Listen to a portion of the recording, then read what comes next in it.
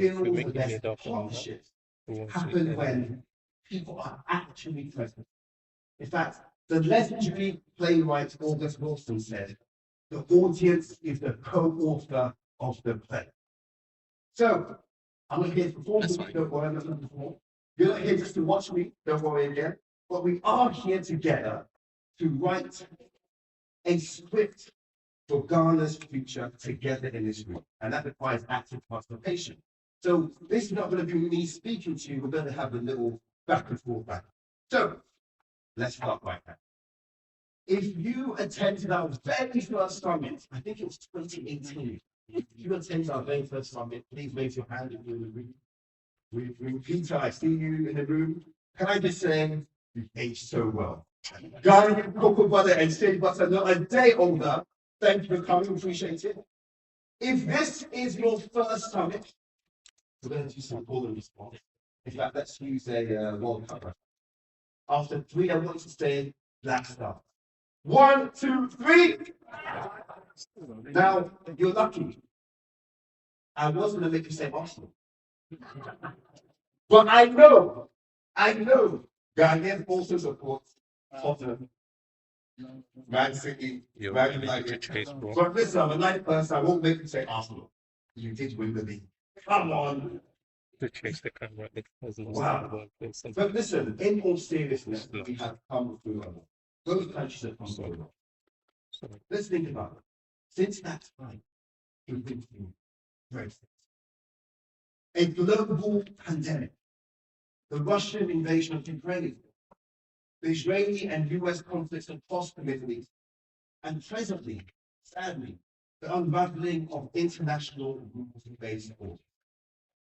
These crises spikes fertilizer, food, oil, shipping costs globally, leading to greater inequality, xenophobia, and some countries even question the value of democracy.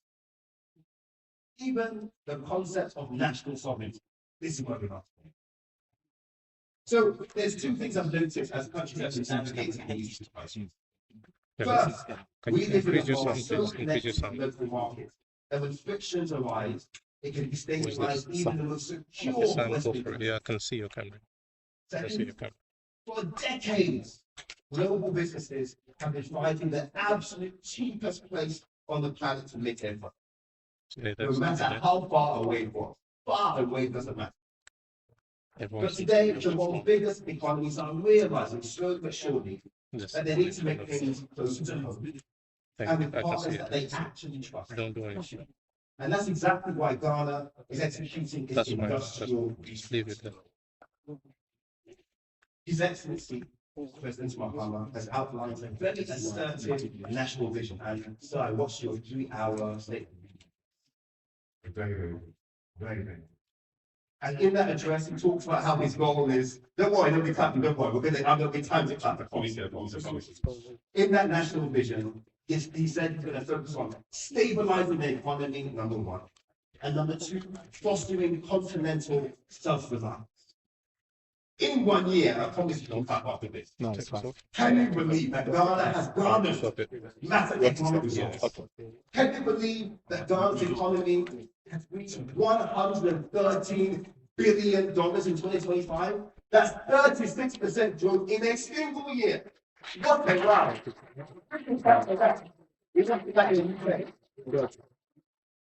you believe that inflation plummeted from 20.5% to 3.8%? Can you believe that? Yeah. Can you believe that the city appreciated 40% against the mighty US dollar? Can you believe public debt has dropped from 61.8% to 45.3%? In 1 year. That is remarkable. That is vision. That is implementation. So, this conference calls for an opportunity to understand what this great economic reset means for international investors and entrepreneurs. But on one condition. You're not a what I call hit and run capital investor. You don't want to do that. Ghana has seen that movie before. It hasn't turned out well for us. So because resources get extracted, value is shipped overseas, communities are left. So Ghana is looking for legacy builders. People and companies who understand that when Ghana prosper, you prosper. Because you're not just taking profit, you're building a consumer base. You're building markets, you're building stability that ultimately benefits you.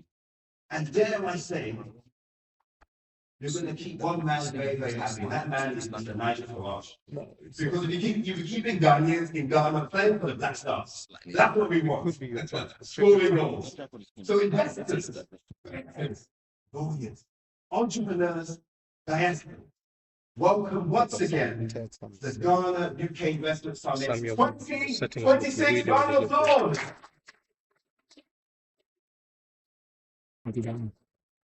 Let's stop spectating, let's start investing. So it's my absolute honor to welcome to the stage our very first speaker.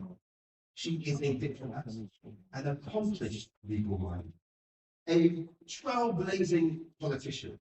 She distinguished herself as the youngest female cabinet minister in Ghana's history. And she was Ghana's youngest ambassador. That's remarkable. She made history once again as the nation's very first High Commissioner to the United Kingdom and Ireland. Please welcome to the stage our distinguished host for the summit, Her Excellency, Saba Zita Bester.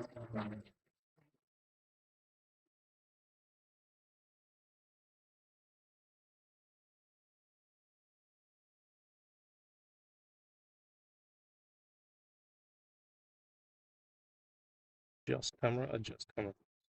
Thank you very much. Good morning. Your Excellency, Mr. John Dramani Mahama, President of the Republic of Ghana, yeah, that's more. Honorable Ministers and Members of Parliament, Your Excellency, the British High Commissioner, my colleagues, reps of governments of the United Kingdom, CEOs, distinguished business leaders, and sponsors in the media, ladies and gentlemen. It's a great pleasure to have you join us at the Ghana UK Investment Summit 2026. On behalf of the government and people of Ghana, I thank you for taking the time to be with us, and more importantly, for your interest in Ghana as a destination for investment, partnership, and long-term business growth. This gathering reflects our shared belief that the relationship between Ghana and the United Kingdom should continue to evolve into a modern economic partnership built on mutual prosperity, innovation, sustainability, and shared growth. We have convened this summit to bring together government leaders, investors, financiers, entrepreneurs, and business executives to explore how we can best work together to unlock newer opportunities, deepen commercial ties, and create lasting value for our two countries. Ladies and gentlemen, at a time when the global economy is undergoing profound change, Ghana presents significant opportunities for investors seeking a stable, democratic, and forward-looking partner in Africa. And Ghana is entering a new phase of economic transformation. Under the leadership of His Excellency, the President, Mr. John Dramani Mahama, the government is pursuing an ambitious agenda aimed at restoring economic stability, accelerating industrialization, creating jobs, and positioning Ghana as a competitive hub for investment, manufacturing, logistics, and services in Africa. And central to this vision is the development of a 24-hour economy that seeks to increase productivity, enhance exports, create opportunities for businesses to thrive, create jobs, maximize the use of infrastructure, and attract investments into value-added industries through a well-structured day and night economy. Our ambition is not only to attract capital, we seek genuine partnerships across the various sectors of our economy that support industrialization, job creation, skills development, technology transfer, infrastructure development, and sustainable economic transformation. We want investors to see Ghana as a trusted market, a long-term sustainable partner, and a gateway to the wider African market. Distinguished business leaders, Ghana offers a compelling proposition. We combine political stability, a strong democratic tradition, a strategic geographic location, abundant natural resources, a youthful and talented workforce, and preferential access to a continental market of over 1.4 billion people across the African continental free trade area. Ghana is well positioned to serve as a gateway to Africa's emerging opportunities. I would therefore like to express our sincere appreciation to all the companies, institutions, and individuals represented here today. Your presence demonstrates confidence in Ghana's future recognition, in Ghana's future and recognition of the opportunities that our country offers. We are very grateful for your willingness to engage with us, explore new possibilities, and contribute to Ghana's development journey. Ladies and gentlemen, over the next 2 days, you will hear directly from policymakers, industry leaders, and investors about opportunities across priority sectors, including infrastructure, energy, mining, agribusiness, manufacturing, financial services, technology, healthcare, and tourism. You also have the opportunity for meaningful engagement to explore partnerships and identify projects that can deliver mutual benefits for both Ghana and British businesses. Our expectation is that this summit will build and strengthen relationships that will continue long after we leave this venue. The true measure of success will not be the conversations we have here, but the corporations we establish, the investments we facilitate, and the shared prosperity we create together in the years ahead. With a great start yesterday, with the Mamo Diasporan Town Hall engagement, we look forward to a fruitful celebration in this summit, as well as forthcoming Africa Debates event scheduled to take place on 3rd of June 2026. Also in line with the President's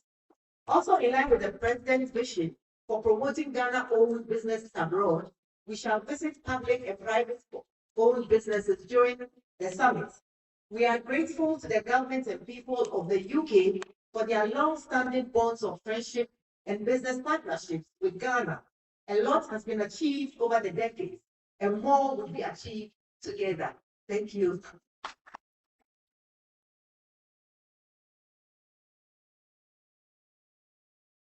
The Ghana High Commission remains committed, serving as a bridge between investors and opportunities in Ghana. We stand ready to facilitate engagements, provide information, and support businesses seeking to establish or expand their presence in our country. I therefore encourage all participants to engage openly and explore the immense possibilities. The future of Ghana-UK economic cooperation is bright, and together we can build a partnership that delivers prosperity, innovation, and sustainable growth for generations to come. Thank you once again for your presence, commitment, and confidence in Ghana. I wish us all a successful summit.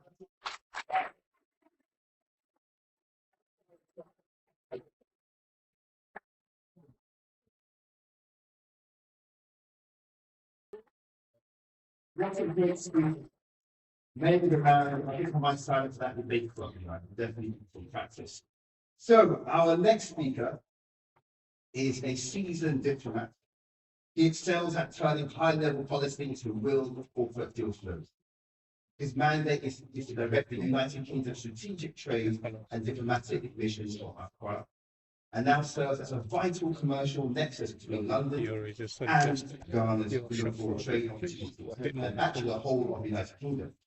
Please welcome to the stage. I've also heard that his middle name is now Kwame. So this Saturday we will Kwame, so you know. So please welcome to the stage the British High Commissioner to Ghana, His Excellency Christian Kwame Ross.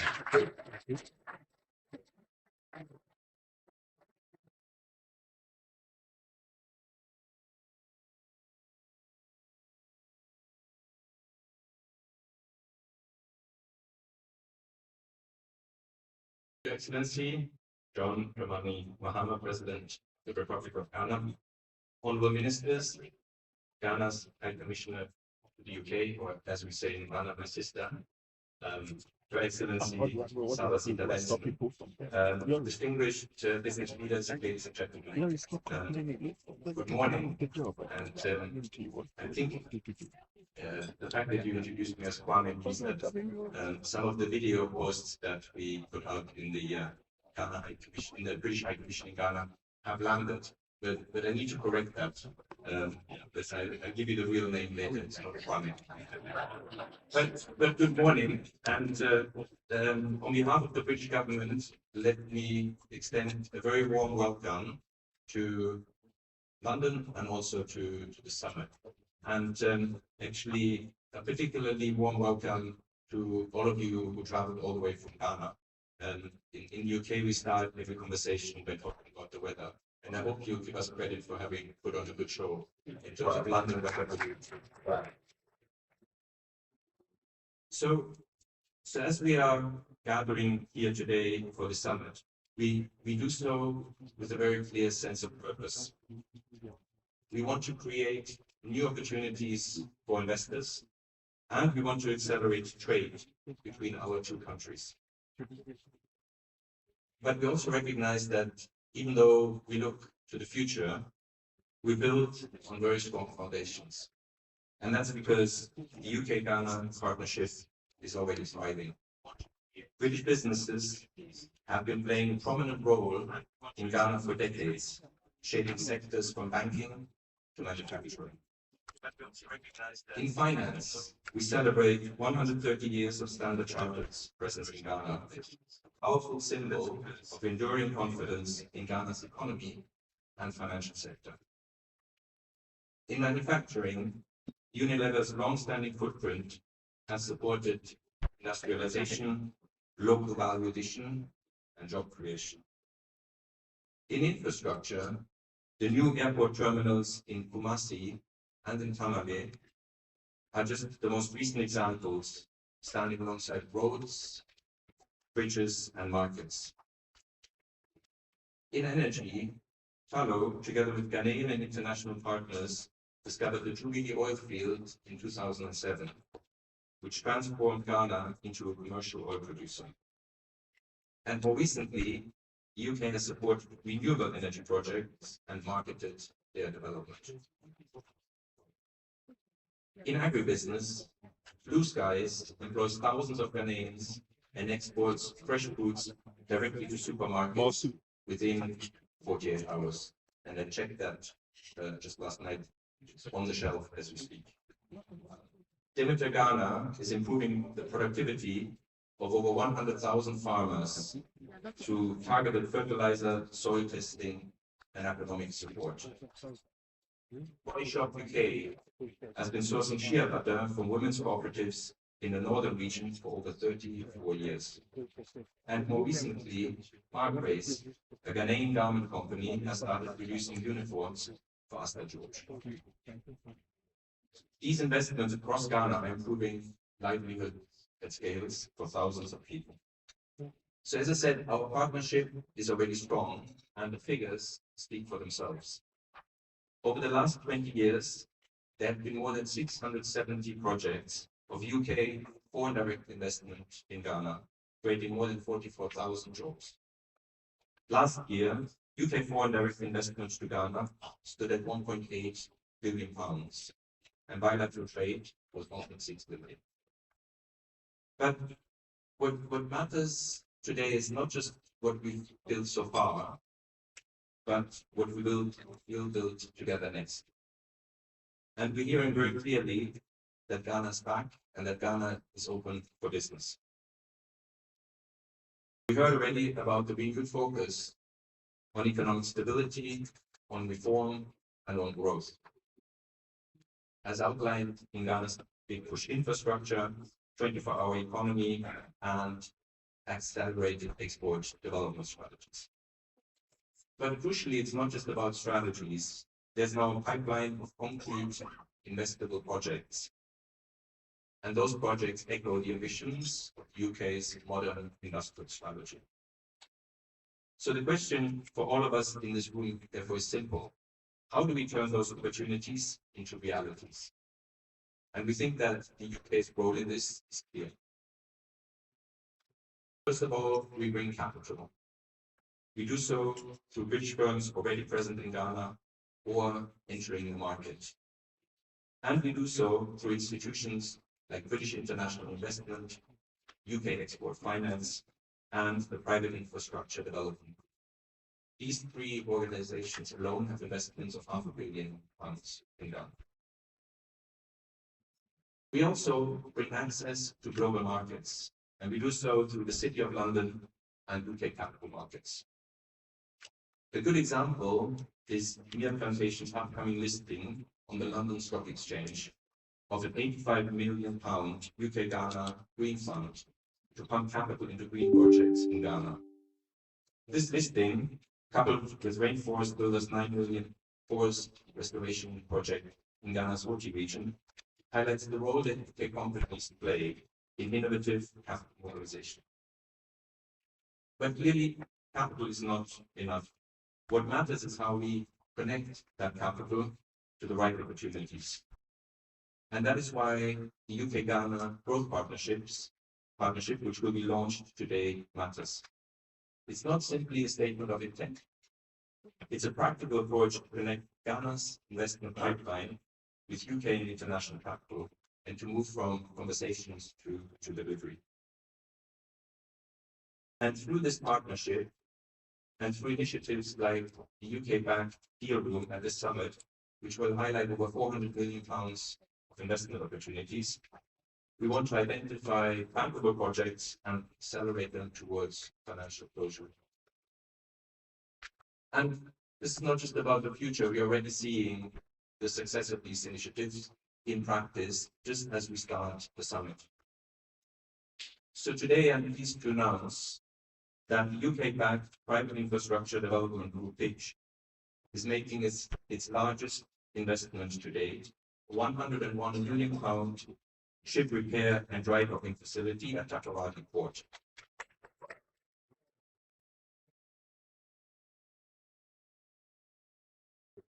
This will create up to 430 jobs, 30% of which for women. And it will strengthen Ghana's role. The minister rightly pointed out that this deserves a special plan. But also it will strengthen Ghana's role as a regional maritime hub. So I'd like to acknowledge Pitch and Shipwright for their role in delivering this landmark project. Congratulations. Today, we are also launching the Green Project Preparation Facility with the Ghana Infrastructure Investment Fund to turn valuable ideas into investable, climate-focused projects. This will unlock up to 180 million in infrastructure deals that UK firms will participate in over the next 3 years. And please, can we also put our hands together? So these initiatives are significant steps in strengthening Ghana's infrastructure and in unlocking further investment by UK companies. But that is not all. UK exporters are expanding their presence in Ghana, bringing skills innovation and other expertise. The 4 million Eastwood Park and Mango Clicks Health Partnership is a great example. And we estimate that our transnational education and science and technology partnerships will generate over £61 million in UK exports and expertise over the next 2 years. So, ladies and gentlemen, these are exactly the types of outcomes we want to achieve. Well-structured, investable projects that bring together Ghanaian ambition with UK and international capital and expertise. So let me end on this point. The next chapter of the UK-Ghana partnership will be defined by what we will deliver together, by the projects we develop and finance, by the businesses we grow, and by the jobs and prosperity we create in both countries. So this will require strong partnerships, and it will require a relentless focus on delivery. And on that, I pledge UK government's full support. Thank you very much.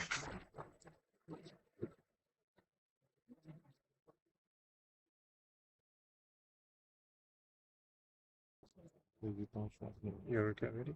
Before our VIP speaks, It's okay. I want to make sure it's invigorating. So I'd like to welcome to the stage a cultural troupe called Kakachichi to come and show you a bit of Ghana.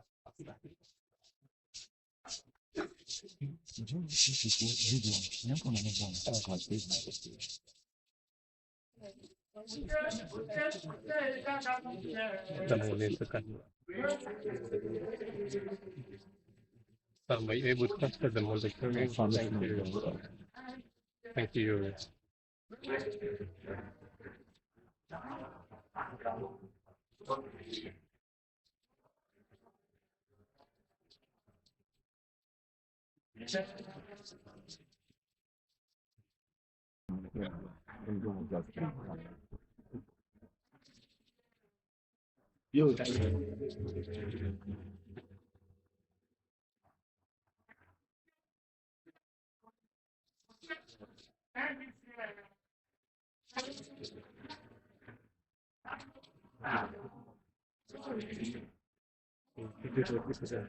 You just keep it on. Don't move it. Don't move it. Keep it there. Like that.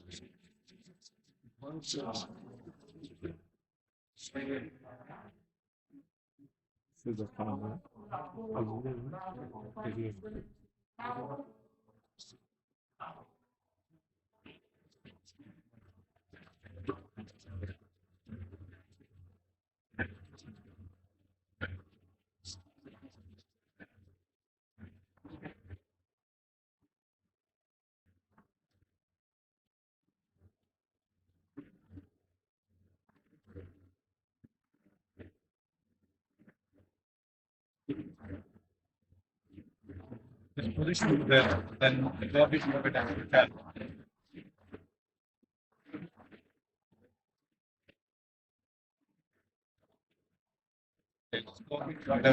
A liquid batch of move the like that.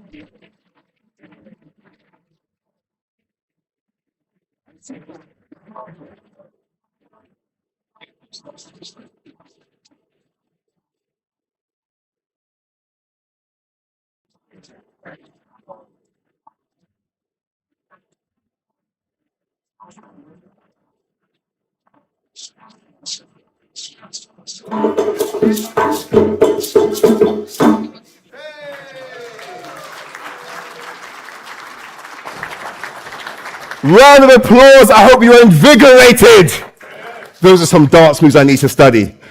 Wow. Let's keep the energy in the room. We're going to play a short video from GIPC. So if you can have that play, that would be amazing. Thank you very much. Ghana's image on the international stage has been positively boosted by our well-acclaimed reset agenda. Our young people are Ghana's greatest assets. We're beginning to see significant growth in sectoral performance. Construction, manufacturing, agriculture, and services are showing very strong growth. This is creating a new opportunity for decent employment for our youth.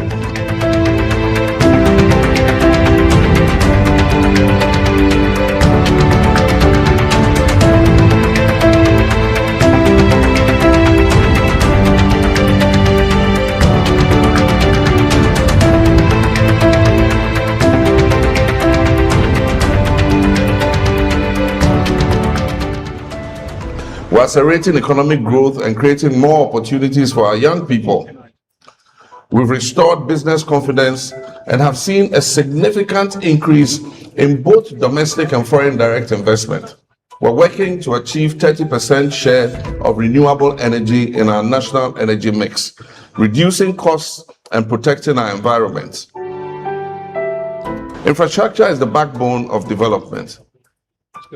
We have begun the rehabilitation of over 2,000 kilometers of roads nationwide. We've restored a consistent supply of electricity and are expanding the rural electrification network to more than 1,000 additional communities.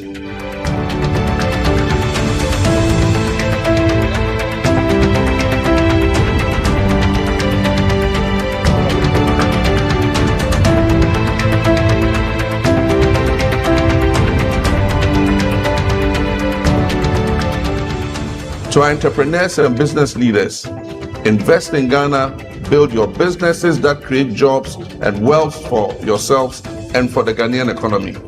I pledge to maintain a conducive environment for your businesses to thrive. Your commitment must be to seize the opportunities that we create.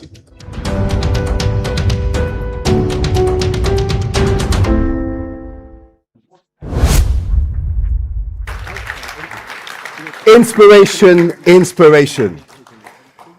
To formally introduce our VIP, His Excellency the President of Ghana, please welcome back to the lectern this summit's host, Ghana High Commissioner to the United Kingdom and Ireland, Her Excellency Saba Zita Benson.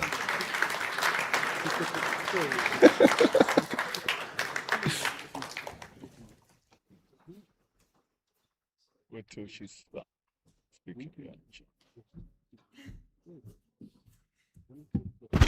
Thank you once again. Before I do that, I'd like to acknowledge my colleagues, ambassadors here. Thank you for coming.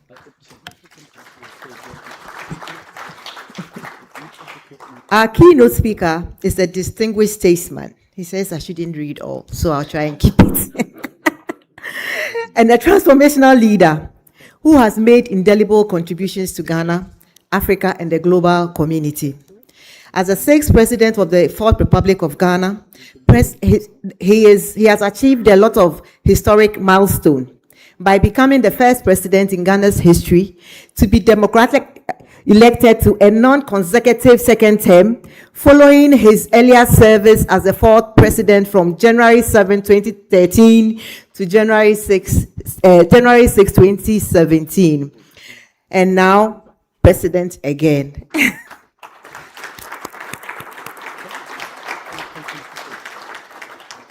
Mr. Mahamad's intellectual journey spans advanced studies in history, communications, and social psychology at both undergraduate and postgraduate levels. This interdisciplinary foundation has profoundly shaped his humanistic worldview and informed his people-centered governance philosophy. His scholarly orientation is evident in his profile, contributing to intellectual discourse through numerous newspaper articles and publications, including his acclaimed memoir, My First Coup d'etat, and other true stories from the lost decades of Africa. Mr. Mahamad's political career represents an unparalleled trajectory in Ghana's politics. He remains the only leader in Ghana's history to have served at every level of government, Member of Parliament for the Bole Bamboy constituency, Deputy Minister for Communication, Minister for Communication, Vice President, and now President of Ghana. His comprehensive experience across all political echelons demonstrates exceptional dedication to democratic service and provides him with unique insights into governance at every level. His first administration was distinguished by unprecedented infrastructure development across critical sectors, including education, health, ports, and harbors, aviation, railway, oil and gas, and information. This strategic investment successfully positioned Ghana as a lower middle income country, laying foundations for a sustained national development. And beyond physical infrastructure, President Mahama demonstrated visionary leadership in human capital development, achieving gender parity in basic education, landmark achievements in Ghana's educational history. Mr. Mahama's commitment to social justice and gender equity is a defining aspect of his leadership legacy. His administration appointed numerous women to senior positions, breaking traditional barriers and creating pathways for female leadership. In a groundbreaking decision, he nominated Her Excellency Professor Jane Nana Opoku Agyemang as his vice presidential candidate in both 2020 and 2024, the first of such nomination by a major political party in Ghana. And following our victory in December 2024, Ghana welcomed her first female vice president, marking a watershed moment in the nation's democratic journey. And I have to state that I'm also the first female high commissioner to the UK and Ireland since 1957, 69 years. Thank you, Mr. President. I'm deeply humbled. Mr. Mahama remains deeply committed to agric development, and he actively champions modern technology-driven farming as a viable enterprise for youth, emphasizing value addition and productivity enhancement as pathways to prosperity. Mr. Mahama has been married to my own mother, Mrs. Lodina Dramani Mahama, for over 32 years, exemplifying stability and devotion to both his personal and public life. Mr. Mahama embodies the highest ideals of scholarship, democratic leadership, social justice, and international statesmanship. So at this point, it's my singular honor to call Your Excellency to bless us with your presence on the stage. Thank you.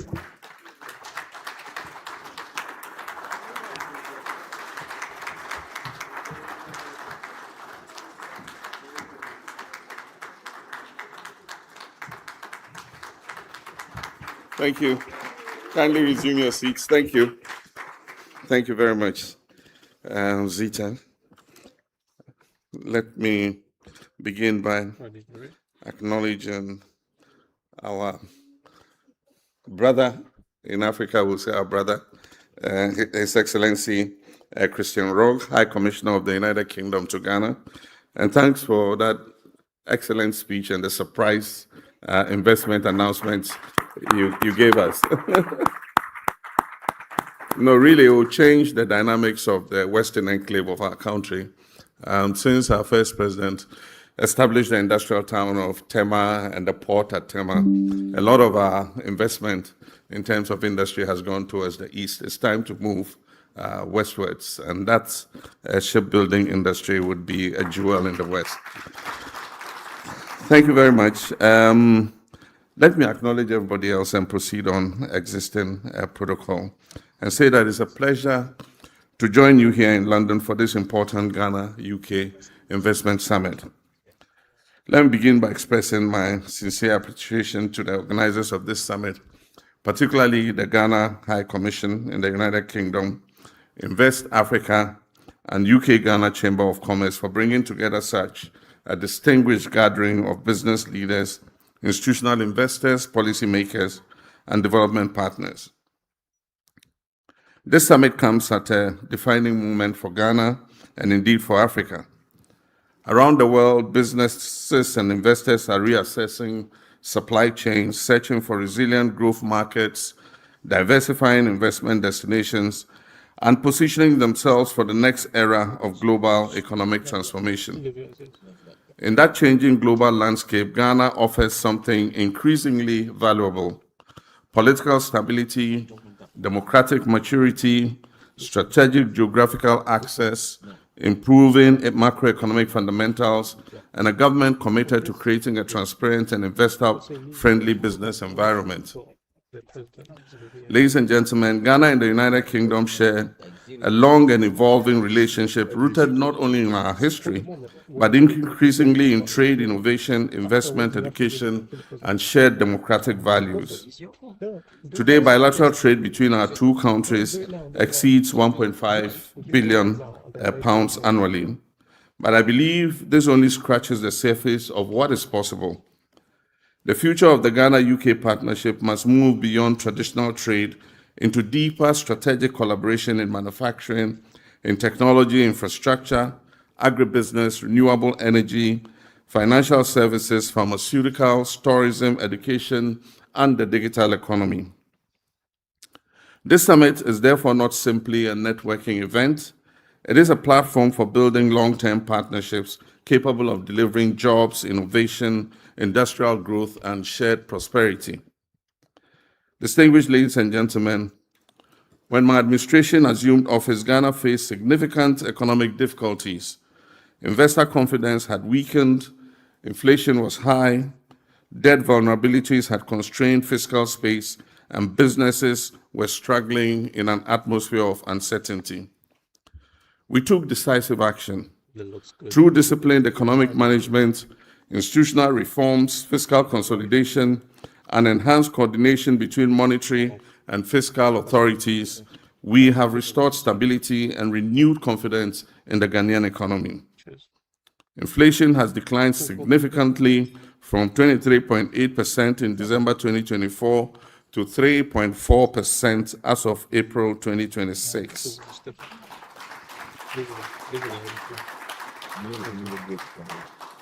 Our international reserves have strengthened considerably, rising from approximately $8.9 billion to nearly $13.9 billion, providing stronger external buffers and exchange rate stability. Interest rates are easing. The Ghanaian cedi has stabilized and appreciated against major international currencies, and Ghana's sovereign credit outlook has improved following recent upgrades by international rating agencies. Most importantly, business confidence is returning. These improvements are not abstract macroeconomic indicators. They translate into a more predictable investment environment, lower operating uncertainty, greater currency stability, and improved planning conditions for businesses and investors. Ghana's economy expanded by approximately 6% GDP in 2025, and our GDP has now crossed the 114 billion mark, making Ghana the 8th largest economy in Africa.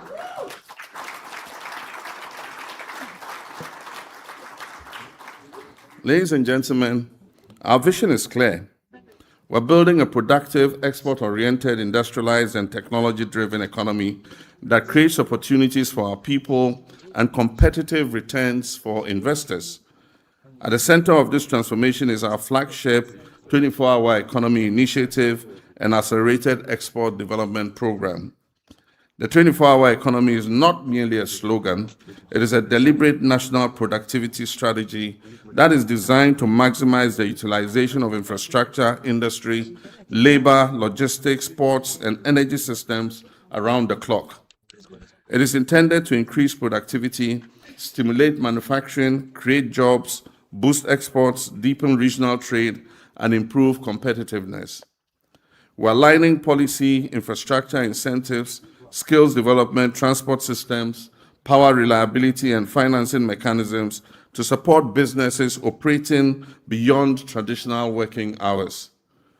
This initiative presents enormous opportunities for investors in logistics, industrial parks, warehousing, cold chain systems, transport, agro-processing, manufacturing, the retail sector, ICT, and energy. Agriculture remains one of Ghana's most promising investment frontiers. Under our Feed Ghana program, we are modernizing agriculture and positioning agribusiness as a major pillar of industrial growth and export expansion. I can see my Minister of Trade, Agribusiness and Industry is excited about that one. We're establishing agro-industrial enclaves across the country, improving irrigation systems, supporting commercial farming, and expanding food processing and agricultural export. The opportunities in cocoa processing, oil palm, cashew, shea, horticulture, poultry, rice production, fisheries, and cold chain logistics are extensive.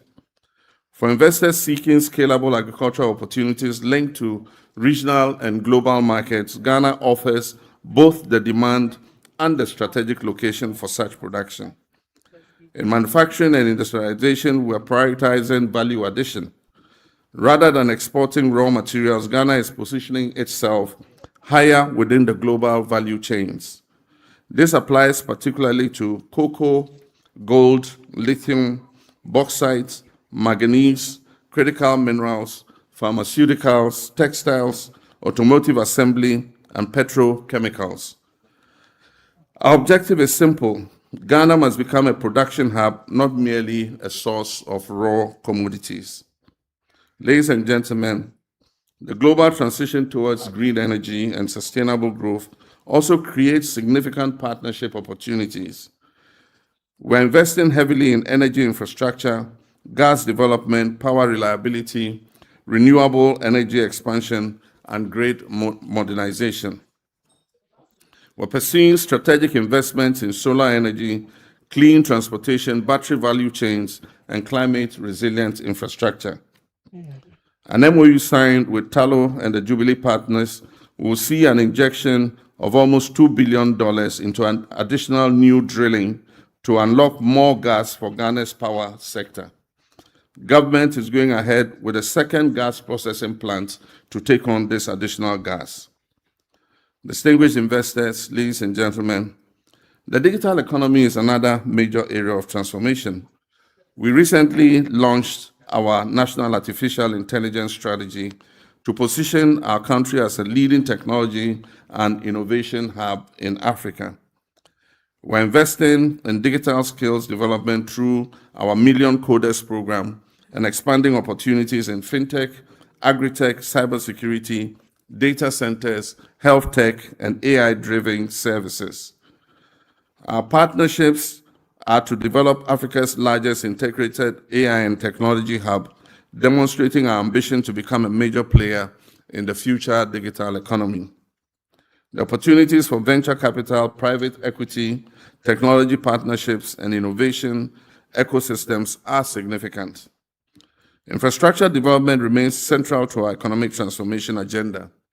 Through the $10 billion 5-year Big Push infrastructure program, we're accelerating investment in roads, railways, ports, housing, transport corridors, and aviation infrastructure. We're modernizing key transport corridors, including the Eastern and Western corridors and the now iconic Accra-Kumasi Expressway. We're expanding airport infrastructure and pursuing the establishment of a new national airline to improve connectivity and facilitate trade, tourism, and exports between Ghana and major international markets, including, of course, the United Kingdom. We're also modernizing our ports and logistics systems to strengthen Ghana's position as the preferred trade and investment gateway to Africa. Ladies and gentlemen, Ghana's greatest competitive advantage is not only our resources or our location. Our greatest competitive advantage is our people. We're young. Thank you. We're a young, ambitious, entrepreneurial, English-speaking population operating within one of Africa's most stable democratic systems. Our legal system is predictable, based on English common law. Our judiciary is independent, power transitions are peaceful, and our institutions remain strong. For investors, stability is important, governance matters, and transparency matters. My government understands this clearly, and that's why we're strengthening public sector reforms, digitizing public services, improving regulatory efficiency, simplifying business registration processes, and enhancing investment protection. The recently passed Ghana Investment Promotion Authority Act removes minimum capital requirements across many sectors. It strengthens investor protections and guarantees the repatriation of profits. We're reducing bureaucratic bottlenecks and creating a more responsive environment for businesses to thrive. Distinguished ladies and gentlemen, Ghana is not only a national market of over 34 million people. Ghana is your strategic entry point into the ECOWAS and African market. ECOWAS market of over 425 million people, and the African Continental Trade Area, which represents more than 1.4 billion consumers, with a combined GDP exceeding $3 trillion. No serious global investor can ignore the scale of opportunity emerging across Africa.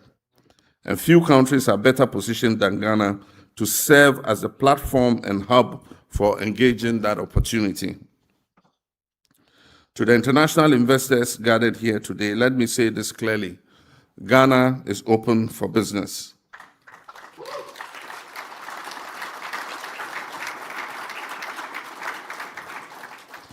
We're open to partnerships that create jobs, transfer technology, develop skills, support industrialization, expand exports, and deliver sustainable growth. We seek investors who are prepared to build long-term partnerships with us, partnerships that are grounded in mutual respect, transparency, and shared prosperity. My government stands ready to work with you. I'm pleased that several of our ministers and senior government officials are present at this summit. I encourage all potential investors to engage directly with them during this business summit, during the sessions and networking engagements. This is a time for us to move from conversations to commitments. This is a time to invest in Ghana. Together, let us build a partnership that not only delivers returns for investors, but also creates opportunities for millions of people across Ghana, the United Kingdom, and Africa. May God bless our homeland, Ghana. May God bless the United Kingdom and bless the enduring friendship between Ghana and the UK. I thank you.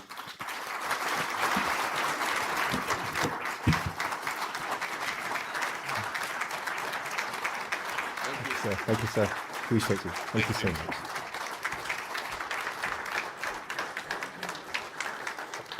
Inspiring. And I knew Ghana had changed when I applied for my Ghanaian passport. And it came in 2 weeks, printed and made in Ghana. I said, what a wow.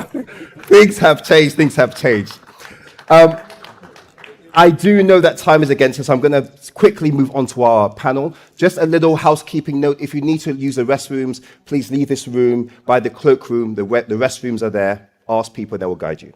Okay, our next segment is bringing together financial architects to dissect West Africa's macroeconomic trajectory, particularly looking at Ghana. Our moderator has worked at the highest echelons of global finance. He went to school at St. Augustine's in Ghana. Big up all the St. Augustines. I know there's very, very proud people. He also represented the UK in triple jump as an athlete, and he now currently serves in the US as acting chief executive officer for Fannie Mae in the US, one of the largest housing financial institutions and a Fortune 25 company. Yes, a Ghanaian is an acting head of that. Just so you know, a little bit of context, the company manages and guarantees a mortgage portfolio of approximately, wait for it, $4.3 trillion.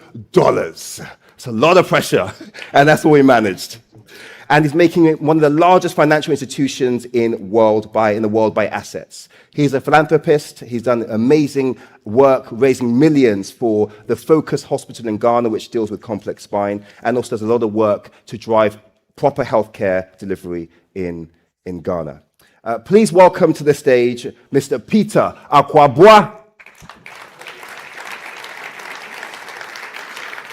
And please welcome two architects of finance in their own right, two trailblazers who will join in. Can we have the chairs up on here? The chairs up here. Can someone please bring the chairs up here? Thank you very much. Amazing, amazing, amazing. We also have our two panelists, two amazing trailblazers in the world of finance. Please welcome to the stage Honorable Castle Ato Forson, the Finance Minister of Ghana. Center. And the Governor of the Bank of Ghana, Dr. Johnson Pandit Asiama. Let me pronounce it. Asiama. The English confused me, I'm sorry. Asiama. Thank you very much. I'm learning my culture on stage.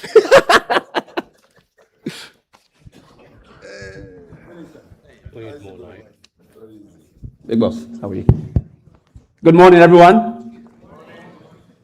Your Excellency, John Dramani Mahama, President of the Republic of Ghana.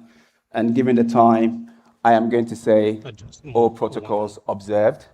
We're going to go straight into the agenda. And of course, I welcome all of you because it is honestly a privilege and honor to be here. A few months ago, I was back in the UK on a business, and I happened with my brother, who's obviously organizing some of this, Paul. I happened to go to the High Commissioner's office. And, you know, when you have the High Commissioner, Madam Zita Benson, and my brother saying to me, you need to come back to moderate this panel, it is hard to say no. So despite all the busy schedule, I decided that I was going to come. So I arrived yesterday.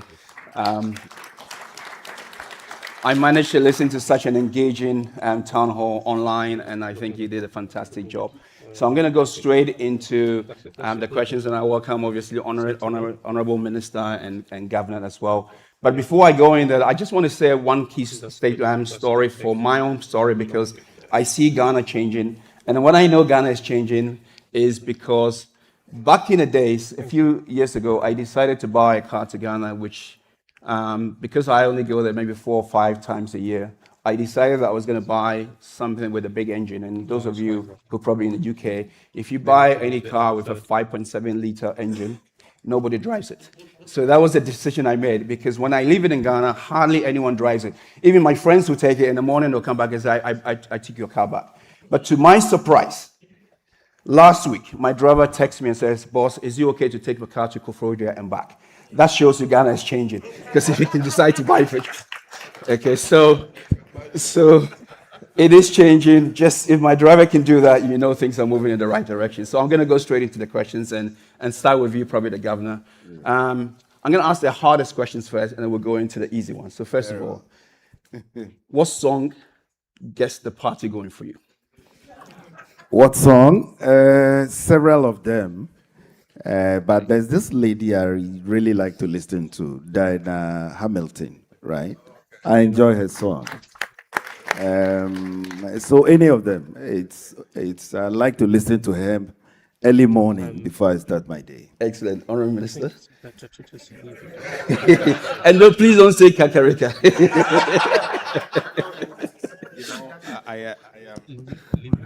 Thank you. I'm not a song person.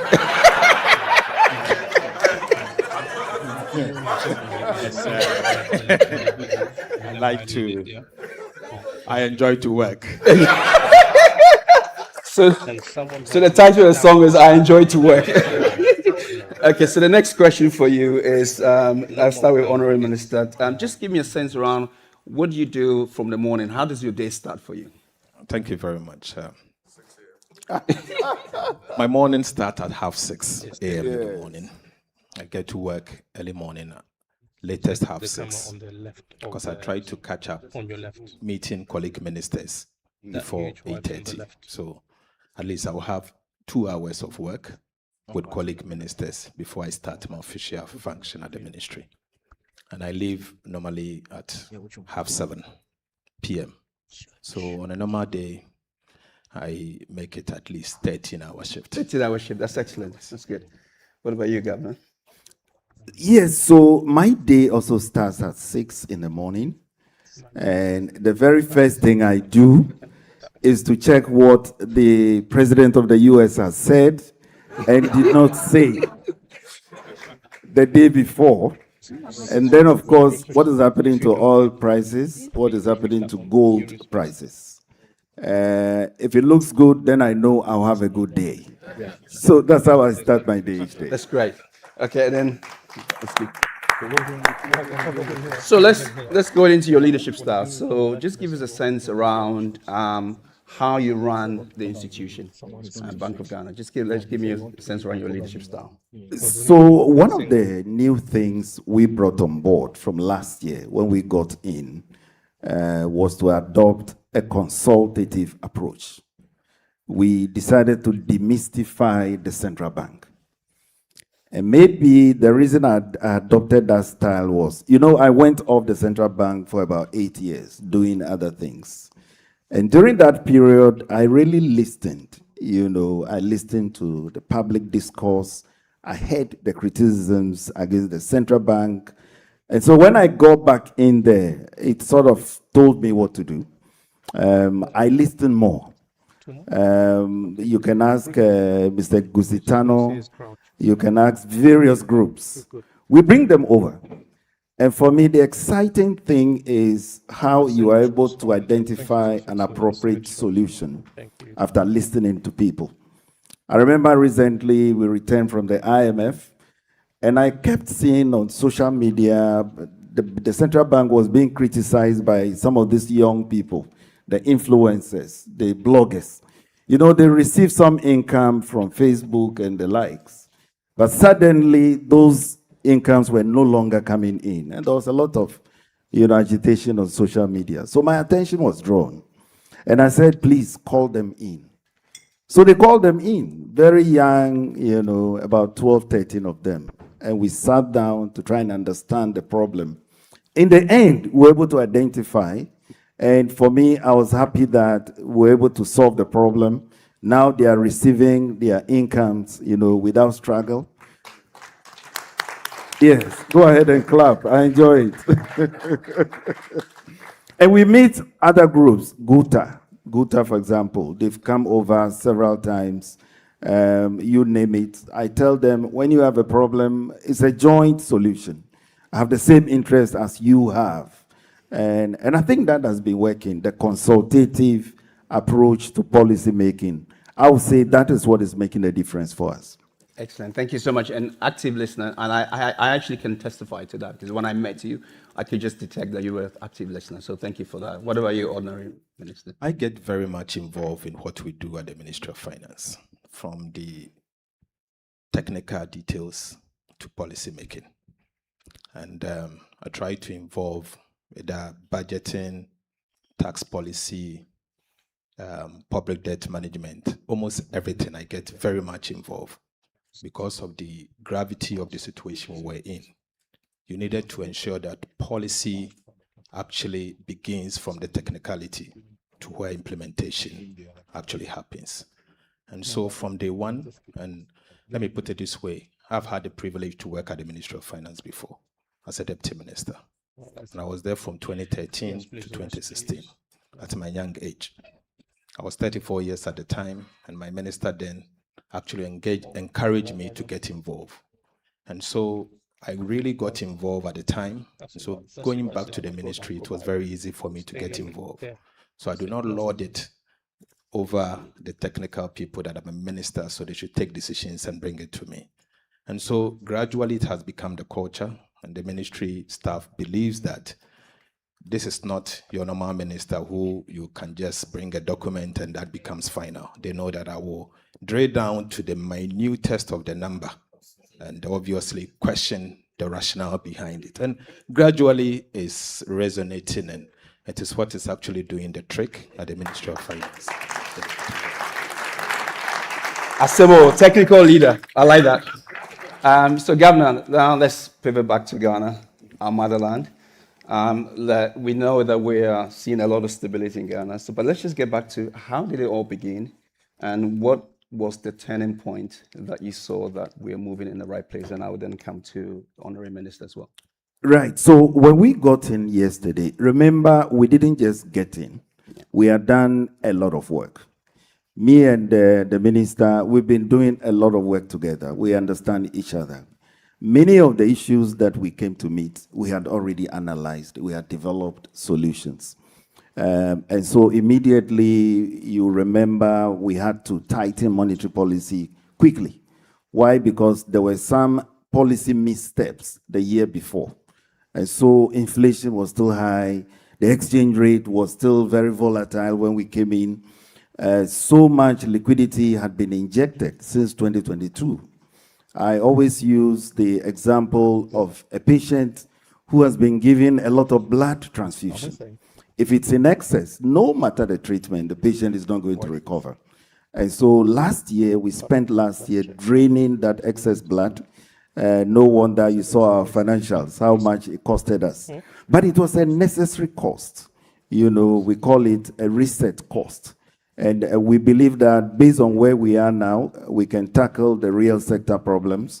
We've brought about stability. Most of the costs that we incurred last year will not be repeated this year. But last year was the heavy lifting.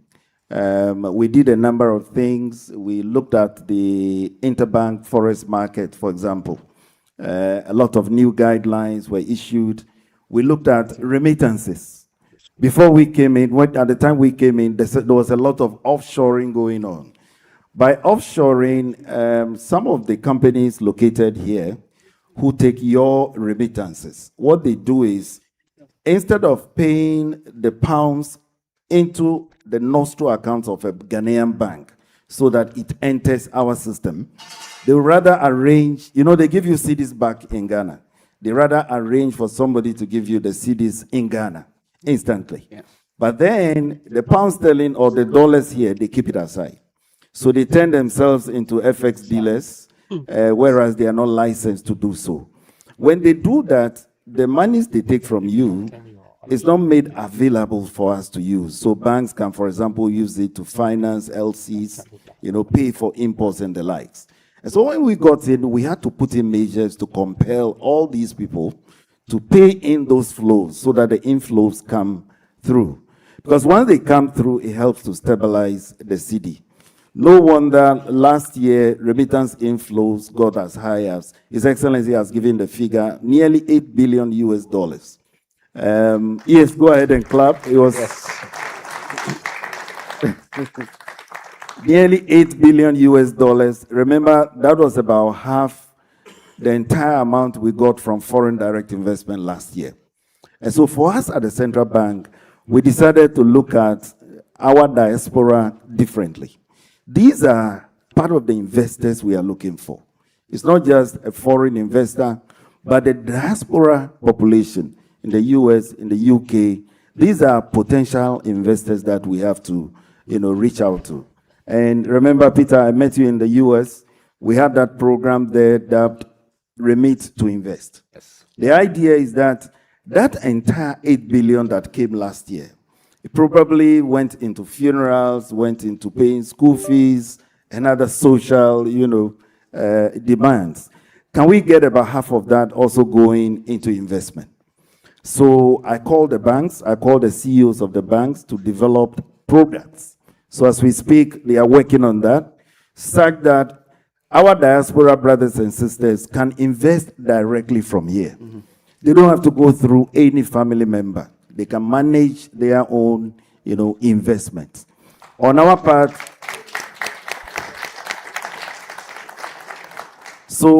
part, we looked at one of the things we came to meet was they have this gold coin that some people have purchased, physically. Yeah. So we said, why don't we tokenize it?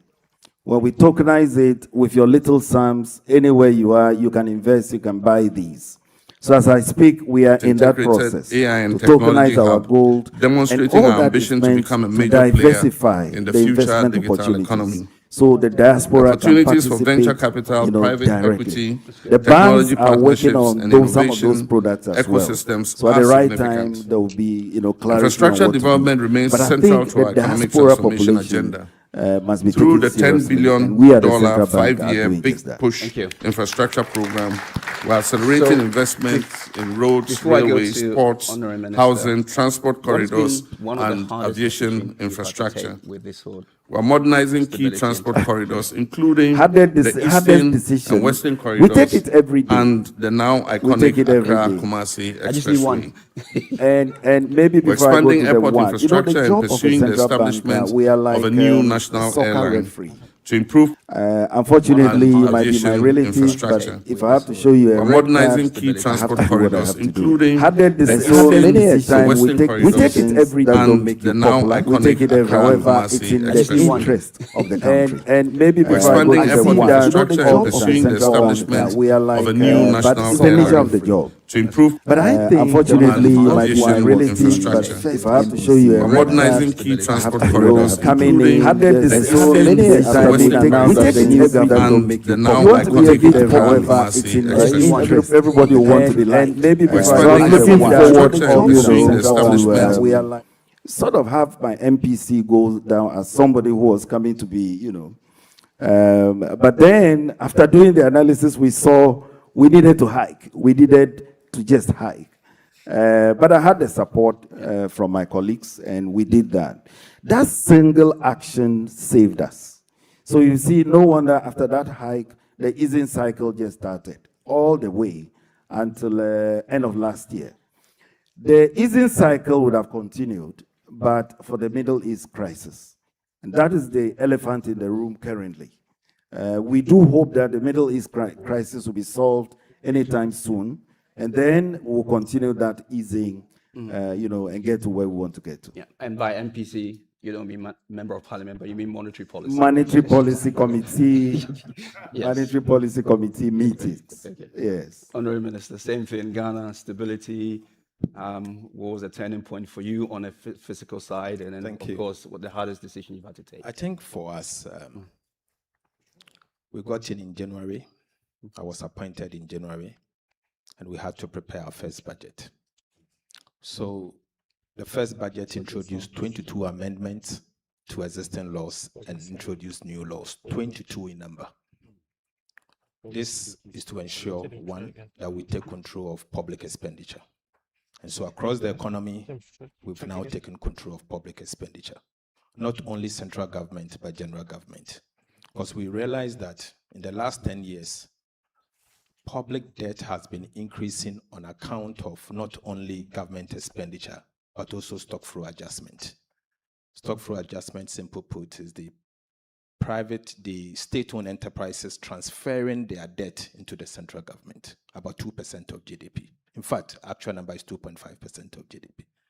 And so we introduced the commitment authorization, that yes, you can be a state-owned enterprise, but we need to approve the kind of expenditure and the kind of commitment, just to make sure that that 2.5% of GDP of additional debt every year does not reoccur going into the future. So for now, we've stopped it. Then number two, we need to ensure that our own ministries stay according to the budget. And so the commitment authorization actually has assisted the government to take charge of expenditure.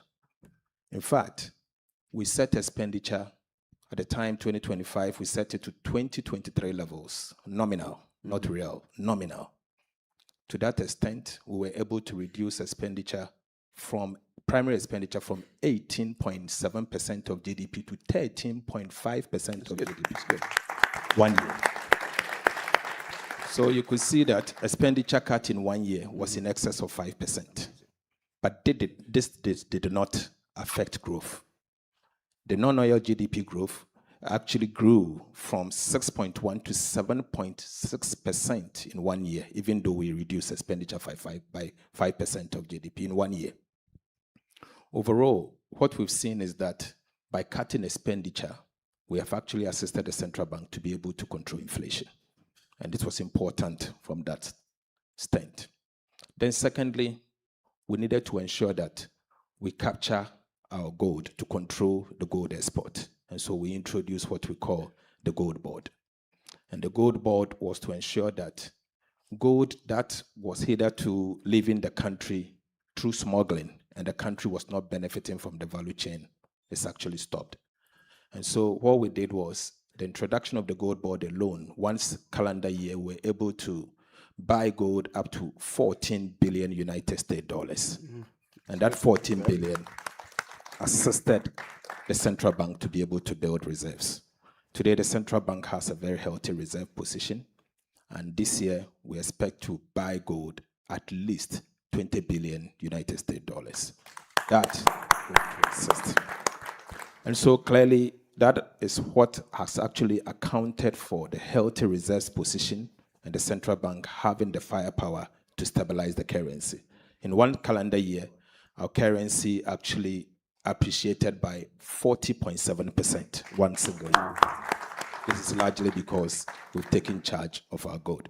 Not only that, we also introduced the sliding scale so that we can capture the economic rent coming from the gold. The World Bank estimated that Ghana loses an average of 20 to 25% in economic rent. What we needed to do is to introduce the sliding scale since we did not have a windfall tax. That is in place, and the country is benefiting from that. Again, it was important that we rationalize our taxes and to ensure that at the minimum, Ghana get the value of what we are supposed to get. In fact, it has been the most difficult one. Let me put it this way. First, we had identified some form of nuisance taxes that had to go. And it was the president's campaign promise.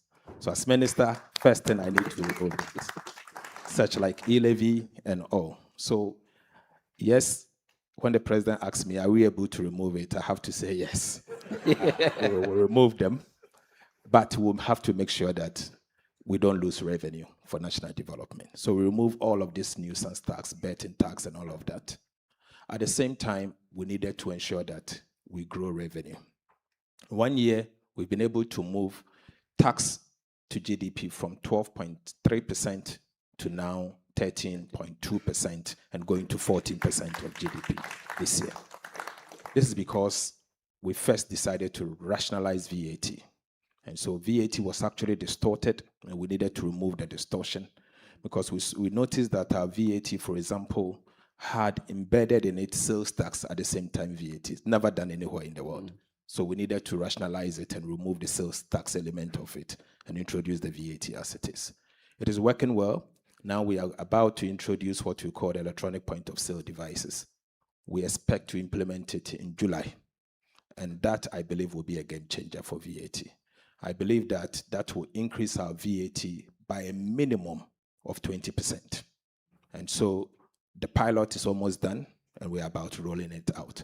I know there will be some few resistance, but I'm ready to stem it and make sure it will happen. No wonder he has no time to listen to music. But carry on. Yes, finally, our customs revenue was a big challenge. International trade taxes was a major challenge to us. In the past, customs officers had the discretion to pick and choose the values they give. Today, we've taken the discretion from them, and we've given the discretion to artificial intelligence, AI. So AI is the one that will ensure that those values conforms to international standards and all. And that alone, every single day, I see the customs revenue going up by a minimum of 3 million United States dollars every single day. Yeah. And so we see that the AI alone is increasing our customs revenue by a minimum of 1 billion United States dollars this year. That is a game changer. And on the back of that, we've removed all these taxes, but it is not actually hurting the tax revenue. I believe with the implementation of the VAT, at the minimum, we will be able to hit our target of 15% of GDP tax revenue by the end of 2026 this year. That should be a good thing. The difficult decision for me is looking at your friends and your colleagues in cabinet and telling them that it can't work. Yes. But I do it smiling. It has to be done. And I know every minister wants to obviously ensure that their sector receives its fair share. But if the money is not there, you can't spend. And I try to tell them that I don't have it. And so they should bear with me. Difficult times are here with us. But going into the future, things will change. And always in every government, someone must be the one to take the hard decision. It shouldn't be the president. Yes. And I've pledged that I will be that person to take the hard decision. So he's definitely taking the hard decisions based on numbers. And they say numbers don't lie, people do. Okay, so I'm going to take questions from the audience, maybe one or two. Not yet, please. The mic will go around, but I will ask one question and I'll come back to the audience. So if we can start getting the mics ready. So let's go into investors. How do you think investors misunderstand Ghana? I'm curious to understand, what would be one thing or two things that you think they understand about the Ghana economy right now? Well, I can understand if investors misunderstand us. If you look at where we came from in 2022, it was a real watershed. The domestic debt exchange program, the haircuts, as they say, once bitten, twice shy. So I can understand some hesitation. But from last year, a lot of work has been done, lots of work. We have changed legislation. The minister has spoken about it. You look at the Central Bank Act, for example. Some of the things that happened in 2022 can no longer happen now. Talking about excessive central bank financing. As you know, that led to part of the problem. That cannot happen anymore. The minister, he mentioned about the new legislation is introduced, the fiscal rules, you name them. So we want to engage the investors and tell them, look, we are building back better. What happened in the past belongs to the past. His Excellency has mentioned that Ghana is ready. We believe now we are ready. The stability is real. But for the Middle East crisis that is ongoing, probably by now interest rates would have been below the 10% I'm praying for. It was just the Middle East crisis that sort of introduced a pause. So once that problem gets resolved, we'll see that trend continue. Now, there are a lot of good things to come. In my mind, I'm looking at an international financial services center, in Accra. I mean, think about it. The whole of Africa, there's none. You go to the Emirates, each of them has an international financial services center. So why not Ghana? We have all it takes. And so in my mind, maybe in the next 2 years, 3 years, we can do that. Think about it. A Singapore of Africa. Ghana is the financial center.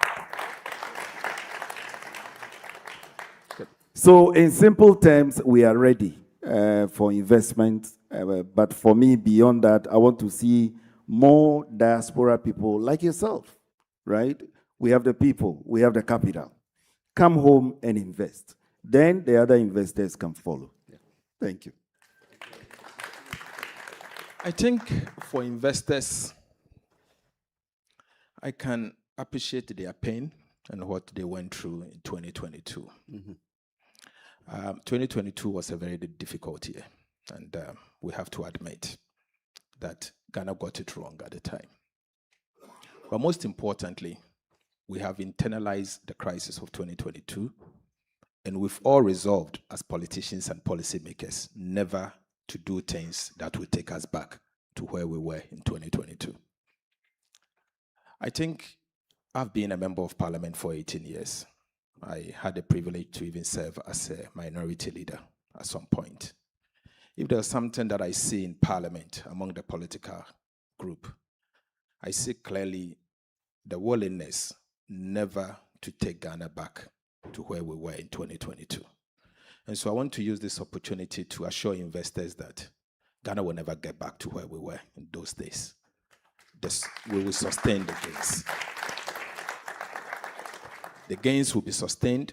We've put in place measures and laws to ensure that going into the future, Ghana will not see inflation at 54%. We'll never default on the repayment of our debt, be it domestic or external debt, and we'll do what it takes to sustain the gains and to attract investment into the country.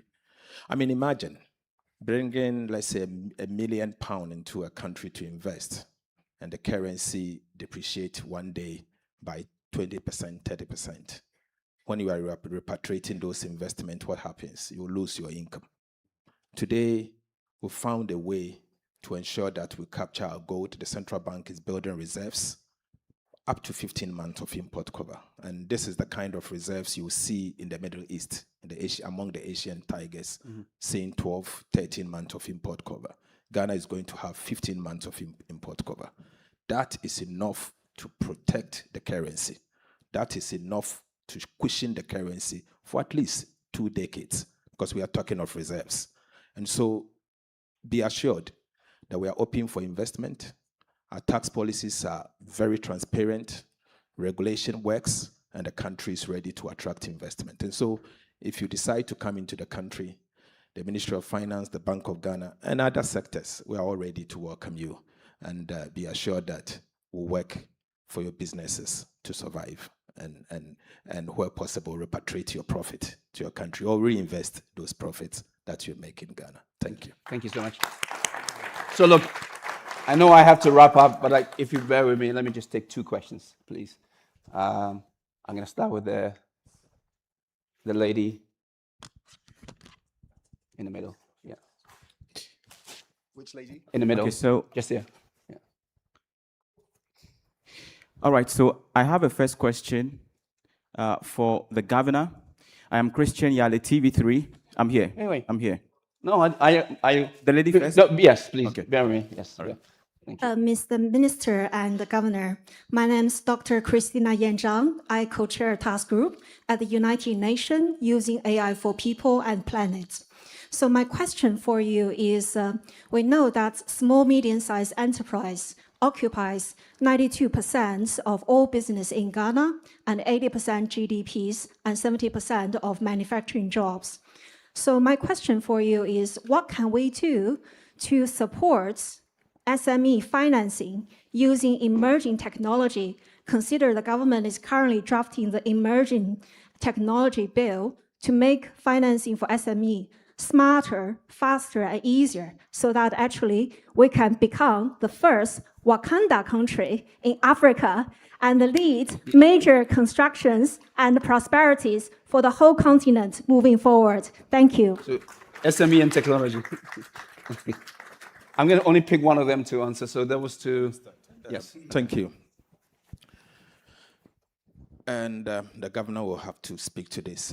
But let me say that the banks needs to do more than what they are doing today.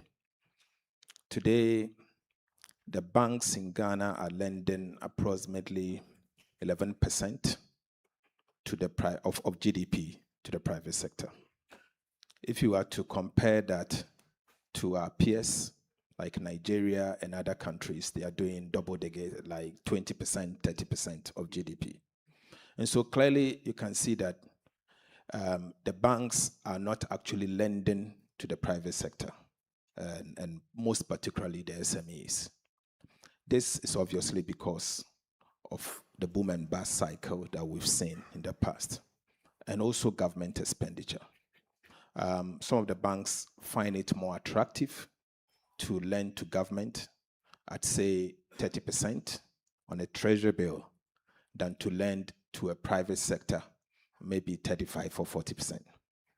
Today, we've successfully reduced the treasury bill rate to now 4.8% from the 30%. 91 days treasury bill then at the time was 30%. Today is 4.8%. Yeah. And the government is not borrowing as much from the private sector. And so I've seen a trend where the banks are now moving to support the private sector and SMEs. Today, the banks are chasing individuals for loans and all. That is where we want to get to. because you can't have an economy where the banks only lend to government and government use the money for the purposes of government expenditure. It's beyond that. And so gradually what we've done, I've also seen in the past government agencies, we give the money to them. We borrow, for example, from the treasury bill market and give it to government agencies. They transfer it to commercial banks, and commercial banks end up lending this money back to the state. That has stopped because we operate strict TSA, Treasury Single Account. Yeah. So the money will be with the central bank. And when you need it, you go and take it. Don't let the central bank, the private sector, the banks bring the money back to us. Yeah. So these are some of the things we are doing. But I'm working with the central bank to ensure that gradually they introduce regulation and measures to compel some of these banks to lend to the SMEs. But since it's a matter of regulation, I will let the governor speak to it. Yeah, and I'll let the governor speak, and I'm going to wrap up after that. I know I'm... Yes, so yes, it is true, just as the minister has said, in terms of the amount of credit that banks give to the private sector. Ghana lags behind when you consider it as a ratio of GDP. Our peer countries are doing 3 times, 4 times, 5 times what we are doing. So we need to do more. But you can understand, it all has to do with where we came from. The high interest environment, where banks were lending at 35%, 40% a year. If you lend money to anybody at such levels, certainly the person will default. And so banks were hesitant, and at the same time, government bills offered alternative, avenues. So that's why in the past that wasn't happening. Now, with the stability that has returned from last year, we've noticed a new trend. Private sector credit is beginning to recover. But what the banks are telling me is they are not able to find enough bankable projects. I engaged them a couple of weeks ago, and then I asked them, who has to create those for you? There should be a way to convert raw ideas into bankable projects. And so we're brainstorming together. We're saying, there's the Ghana Venture Capital, fund. Should we set up a unit there where we say, look, if you have any rough idea you want to turn into a business plan, just go there, they'll help you to put it together. And then after that, you can approach a bank for financing. But fortunately, I spoke to IFC. IFC has something along that line, just to help people to convert those raw ideas into a form that a bank will be, happy to look at. So it is a general problem, not just for SMEs, but something really needs to be done, to shore up private sector credit. But one thing we are doing for the individual level, we are pushing ahead with digital credit. It should be possible for people to raise amounts on their phones. It should be possible for someone who wants to start a watche business and needs just 20,000 cedis to go on the phone and then raise that capital, manage it all by themselves. And so we are working on the technology side of things. Very soon that constraint will be addressed. So yes, it's a problem that we are aware of. It will go away. We just have to sustain the low interest rate, stable exchange rate environment. It's a new regime altogether. Our people are not used, to operating at this level. So we are looking forward to see the global shock go away, and then we'll return to these ways again. But certainly we'll do something about access to credit going forward. Okay, thank you. Am I done, or should I carry on? One more question, okay. You're so persistent, so I'll let you ask this question.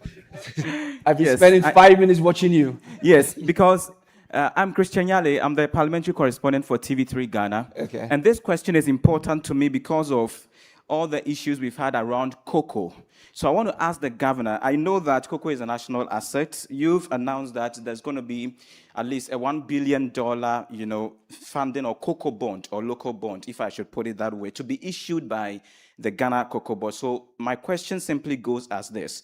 Can the Ghanaian banking sector handle such huge issuance, given all the regulatory hurdles? And tied to that, how is government thinking about it? And also lastly, are there going to be any regulatory support to make it a reality? Simple. Thank you. So the issue of cocoa financing for cocoa board, I know there are plans to introduce some new regimes. The minister is working hard on that. But yesterday I had a discussion with them. They should be able to issue commercial paper. You know, so instead of just going to borrow from a bank, because you know there's a limit to how much you can take from a bank. We link it to the amount of capital that the bank has. So if the amount, the ratio will go, you know, above the regulatory levels, then that loan cannot happen. So there are constraints. But the good part is they can issue commercial paper. The question is, if it is secure, if the facility is well structured. We have over 100 billion in pension funds. So why do we struggle to raise 4 billion cedis when there's 100 billion sitting in pension funds? So I told them it's about structuring it well. You know, assigning those contracts in such a way that you take away, you know, the risk that is inherent. That way, these funds can, you know, patronize your commercial paper. So that issue should be addressed very soon, but it shouldn't be a sole dependence on the banks. We should use the capital market, right? Because the funds are there. You know, now that treasury bills have gone down, people are looking for where to place their investment. So it's all about structuring. And I'm working with Cocoa Board, together with the minister, to put together some commercial paper. I'm sure within the next 1 week or two, that problem will be addressed. Thank you. So we have a little bit more time for some questions. Okay. Yes. Okay, so I'll carry on. So thank you. The transaction advisor that we contracted to put together the Cocoa Board new issuance have just submitted their report. And I think we are ready to issue the paper anytime soon. It's going to be commercial paper. Non-residents will be invited to participate. And we are not solely relying on Ghanaian banks. We rely also on pension funds and also on non-resident investors. We'll issue it 3 tranches. Tranche 1 will be able to cover up to 2 months of purchases. Tranche 2 will cover another 3 months of purchases, and tranche 3 will cover the rest of the season. We have structured it in such a way that the receivables will go into an escrow arrangement, and we'll use the same receivables to repay those facilities. We have structured it again in a way that we'll retire it within a period of 8 months. So 8 months, the debt will not exist, and the following season we'll reissue it. The old syndication served Ghana well for at least 33 years. Even though it provided liquidity to the central bank, to the Ghana Cocoa Board to be able to buy cocoa, it denied the country from value addition. And so we believe that we need to depart from the old structuring. And so this new structure will mean that since the cocoa is being purchased by our own resources, domestic bonds that the government of Ghana is working closely with the Cocoa Board, we'll be able to process a minimum of 50% of cocoa purchases locally. So that is in place, and we are ready to launch. I'll be going to Parliament after the President approves and the Cabinet approves the new Cocoa Board bill to get a new Cocoa Board Act in place. I believe that that will be done, give and take, by the end of June. And so Cocoa Board will not only get new financing, but to be reformed completely. We want to ensure automatic pricing, just like we have in other countries where Cocoa Board will be able to buy cocoa beans from the farm gate at prices determined by international market. And the cocoa farmer will be guaranteed a minimum of 70% of whatever cocoa that they produce. And so the law is going to Parliament, and the structuring is going to be very special. And I'm sure investors will be willing to participate. So far, I've already seen signs. Investors across the world are calling to find out whether they can participate. And so when we go back, I will officially issue a statement to clarify the concerns that some of them may have, and maybe address the media to clarify that. So liquidity is in Ghana, and we'll be able to fund the cocoa purchases. Thank you. Thank you. Thank you so much. Okay, I'm going to ask only 2 more questions. So I'm going to ask this gentleman to ask the question. Wait for the mic to get to you. He's just standing. And then I'll come to the side. And then I'm done. Yes. Yes, please. Thank you very much. Your Excellency, we are really very proud of you guys for what you are doing. It's quite refreshing when we hear what is going on in Ghana at the moment. Now, piggybacking on what you said with regards to mobilizing the resources of the diasporans, I've had the research. This one, I met the Ethiopian High Commissioner to the UK. I'm also sitting here with the GMPC Deputy Managing Director. And we're having a conversation. And for instance, he was telling me about the exploration that they need to do. And looking at the amount of monies that they need, I truly believe that we, the diasporans, have got the resources. Now, I've done research into this. If you look at it, we are just about 3 to 4 million, all the Ghanaians and diaspora. If you do the unofficial figures, that's almost close to 7 million. Just even 10% of that, investing about $2,000 per person a year, that's about $1.4 billion. Now, if you add the institutional investors, like my senior there, you add all the friends of Ghana. Ghana is already having a beautiful wave across the world where everybody is falling in love with Ghana. We can tap into that. We can easily raise 3 to 4 billion annually. Because we, the diasporans, we want to invest. Yes, a lot of us have got issues with individual investors. That's why a lot of the time we are hardly sending the money back. But if the government can help to come up with a diaspora, I sent a proposal to your office, a diaspora bond, where we can easily buy into. Ethiopia did it, the Renaissance Dam. They raised 5 billion from their own people, no single borrowing from anywhere. And I think that this is the time that we need to do that. So based on what you're already doing, I would love that we have more conversations about it and we can explore it. Israel has done it, India has done it, Nigeria did it, even Canada is now doing it. So please, let's look at that. There's so much money on the table that we can mobilize from the individuals amongst ourselves, the people in the diaspora. We are ready to invest. Thanks for your comment. I appreciate that. Okay. I'll move on. Sure. You want to respond, or shall I just? Okay. Just a quick one. Okay. Maybe we will have to consider Jollof Bond for infrastructure. Yes. Okay. I think we're good. Let me ask. Yeah, one more. Oh, you can answer that. No, that's a very useful suggestion. We are working on just that, But issuing a diaspora bond, that is for the Minister of Finance to do. We are only supporting them in the concept paper. So it will be done. Ethiopia is a very good example, and we are looking at all the other models, Israel and the others. Like I said earlier, the diaspora, when you talk about investment potential, it's an area we need to take seriously, and we are doing just that. But the minister can update on how far they have gone as far as issuing of the diaspora bond is concerned. Okay, one more question here. Michael, to the front. Thank you. Thank you. My name is Peter. I run China-UK Venture Capital Association. I'm based in London. My company was listed in Hong Kong. A couple of years ago, we raised $300 million. So we invested 80 companies worldwide, except Africa. I went to Accra in 2019, was going to start, but affected by COVID. And so I'm glad to see the opportunity again.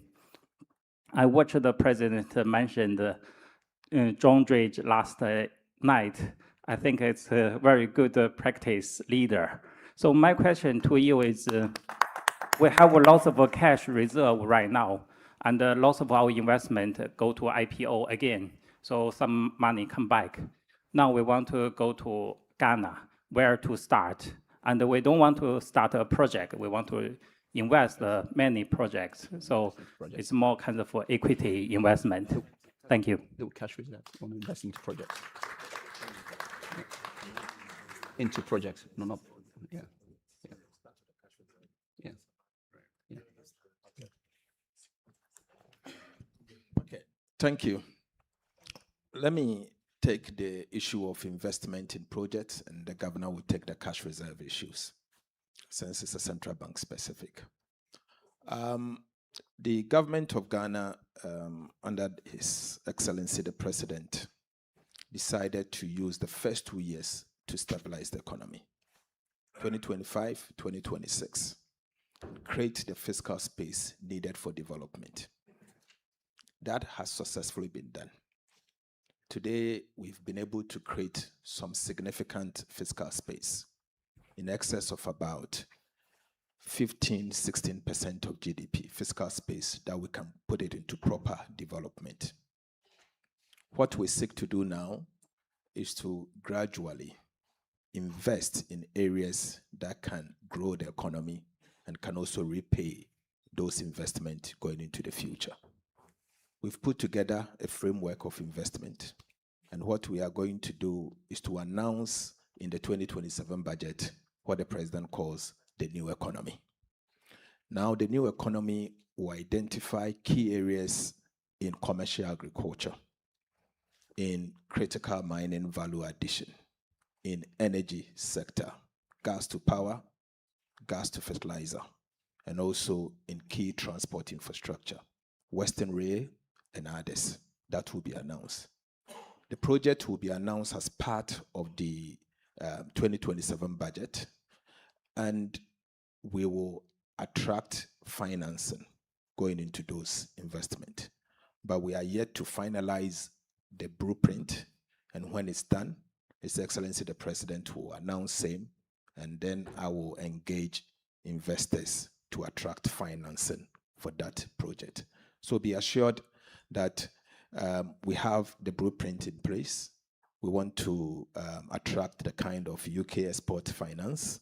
We want to attract the kind of hedge funds and businesses that you have so that we can get the financing to develop the country. The potential is there, but we will invest in self-financing investment. In fact, what we are again doing is to introduce what we call the Loans Act.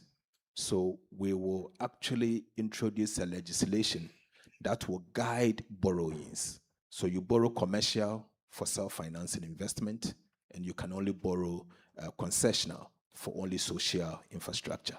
So any Minister of Finance will be guided by the Loans Act in determining the kind of loan that you can use. You can't borrow to buy a car, for example, because when the time comes for you to repay, you can't sell that car to fund that expenditure. Yes. And so these are some of the reforms that we are introducing to make sure that when we borrow, we can fund, we can repay those facilities, but that will be done. Governor, cash reserves. On the cash reserves, that has to do with banks. I did not quite get your difficulty on that. Could you? They have cash. Yeah. They have cash ready to come and invest into. Yes. Into Ghana. So you are welcome to come and invest.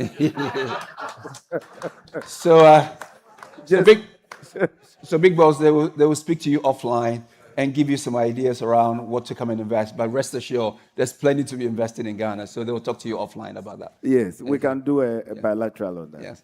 So let me take one more question. Where is it? Okay, here, and then the lady. and then we'll Thank you, Mr. President and the members of the House. My name is Nanaya Ampem Dakon Ochere. I've been in the marketing and PR and business engagement space for over 15 years. And there is something I observe in the Ghanaian tax and exemption system, which I want to mention. Usually when you render service to, in fact, I would like to first ask if Ghana is getting as much as we have to get from these foreign investors. I'm asking this because when you render service to these foreign businesses in Ghana that are running multi-billion-dollar businesses, and then you issue VAT invoice to them. They tell you they are VAT exempt, they are tax exempt, and they don't pay tax. By history, these are companies that have existed in the country for over 15, 20, 25 years. And if you ask for certificate, they will have certificate of exemption to show you that indeed they are exempt. What I have seen is that we see GRA, Ghana Revenue Authority, chasing after young entrepreneurs who have borrowed as low as 5,000 Ghana cedis, starting businesses, seizing their equipment because they are not paying what they're supposed to pay, leaving these foreign investors who are operating in multi-billion-dollar businesses in Ghana. I would like to understand our tax and exemption system in Ghana. How long is a foreign company being exempted from tax in Ghana? Thank you. Yes. This is my question, I'm sure. Yes. So, I mean, anyone who knows me knows that I'm allergic to tax exemptions. And, I don't believe that businesses only comes to your country through tax exemption. There should be a reason why businesses will invest in your economy. Profitability. And if it adds up, they will come. Tax exemption happens to be the last reason why businesses comes to a country. And there are various reports from IMF, World Bank, and other, or even OECD, that point to that. I want to say that now we have an exemption act in place, and we are not actually granted exemptions as we used to, and it has been abused in the past. So that is being done. I'm working with the Ghana Revenue Authority to streamline that going into the future. But let me conclude by saying that Ghana is undergoing some significant reforms, and these reforms are here to stay. We are lucky to have a president who is very much involved in the day-to-day running of the country. He's very involved, not just at the seat of government, but finding out from each minister what you are doing. He's on top of his game. And so if you have a president like that, you really have to sit up and do your work. Because sometimes, if you are not careful, he's more informed than you, you the minister, implementing policy. So we can see that things are happening. And for me, as Minister of Finance, the president is involved in the decision-making, in guiding you, and in correcting you, and making sure that the right decisions are implemented to reflect what he stands for, the reset agenda to make Ghana a better place. So all of your concerns will be addressed, and we'll do what is right. Perfect. And your closing remarks? Well, just to thank you for the opportunity. For us at the Central Bank, we are working together with the Minister of Finance to ensure that we maintain a low and stable inflation environment, an environment that, you know, every investor, not just the foreign direct investor, finds appropriate to operate in. And if there's any way, any of you, if you have any issues with any of the banks, just write me a letter. Just write a simple letter. There's a whole outfit that will move in to try and understand what the issue is, and then we get it resolved. So we are there to serve you. Thank you very much. Okay. And ladies and gentlemen, I just want to say the opportunities are definitely in Ghana. It is there to be seen. And I just want to give you a simple message that tells you the opportunity is there. There used to be a gentleman who would go from Ghana to Nigeria on his motorbike with 2 black bags. And every time those black bags contain sawdust. And every time he goes from Ghana to Nigeria and he gets to the border, and they'll ask him the question, what do you come in here for? And what do you have in the bag? And he'll say sawdust. He goes back and forth 5 days. Every time the same thing, motorbike, 2 black bags, sawdust. At the 5th day, the customs officer asked him, young man, you cannot be coming here, Ghana to Nigeria every day with a motorbike and sawdust and a black bag. What are you actually smuggling to the country? And what he said was motorbikes. So remember, look for the motorbike and not for the sawdust. The opportunities are there. So with that, thank you to all of you. Thank you. Thank you, boss. Thank you. Thank you. Well done. Thank you. Thank you, sir. Yes, thank you so much. Really appreciate it. Thank you. Okay, everybody. Raise your hand if you had a question that wasn't answered. Raise your some people have said to the sky. Now, you'll be very happy because you've earned a 20-minute break. And so the ministers will be here having a conversation, une conversation avec tout le monde. So feel free to start networking. There's a man with money looking for investment in Ghana. Let's make sure the money comes into your business or your idea. So please, we're going to make sure that you're here. 20-minute break. I'll come and find you. Thank you so much. See you in 20 minutes.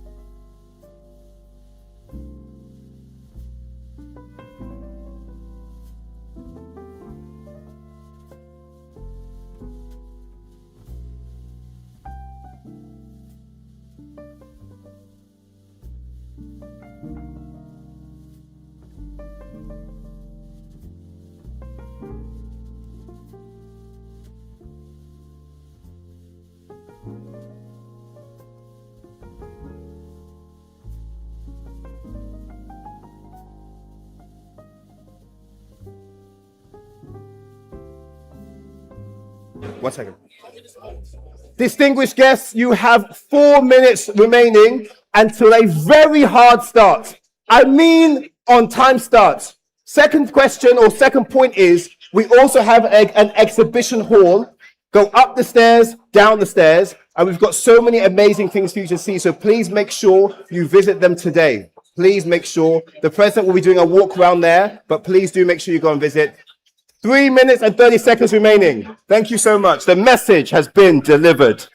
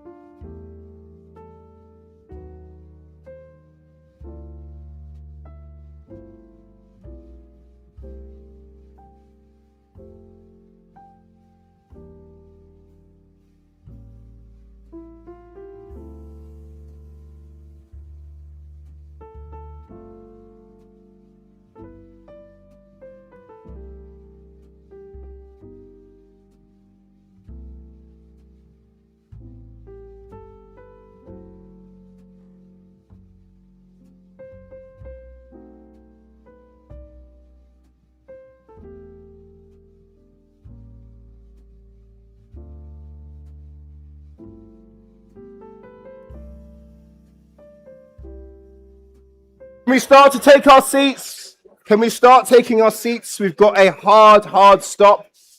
Please start taking the seats. Do not worry. There'll be more breaks. There'll be more breaks coming up. Please start taking your seats. Please start taking your seats. I will start calling people out. I am not scared. Please start taking your seats. Take your seats. Take your seats. Take your seats.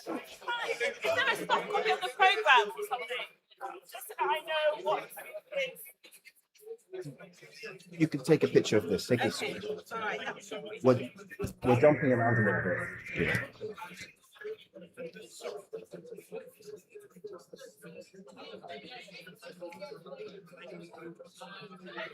Please take your seats.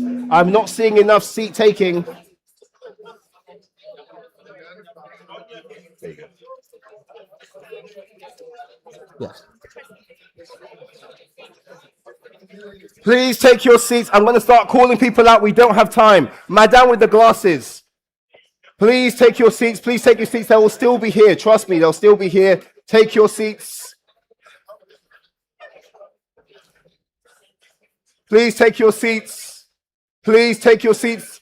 People in the middle that are still talking, please sit down and continue talking. The man with the glasses being manhandled with the man without the tie. Please take your seats. Please take your seats. Please take your seats. Please take your seats. Please. Some people are already sitting down. A star for you. You will go far. You listened. Sir, with the glasses and the no tie and a suit, please take your seats. I'm going to get off stage. Superhero landing. Sir, please take your seats. The clapping has started. The clapping has started. Please take your seats. Please take your seats. I respect your time. I want to make sure you leave on time.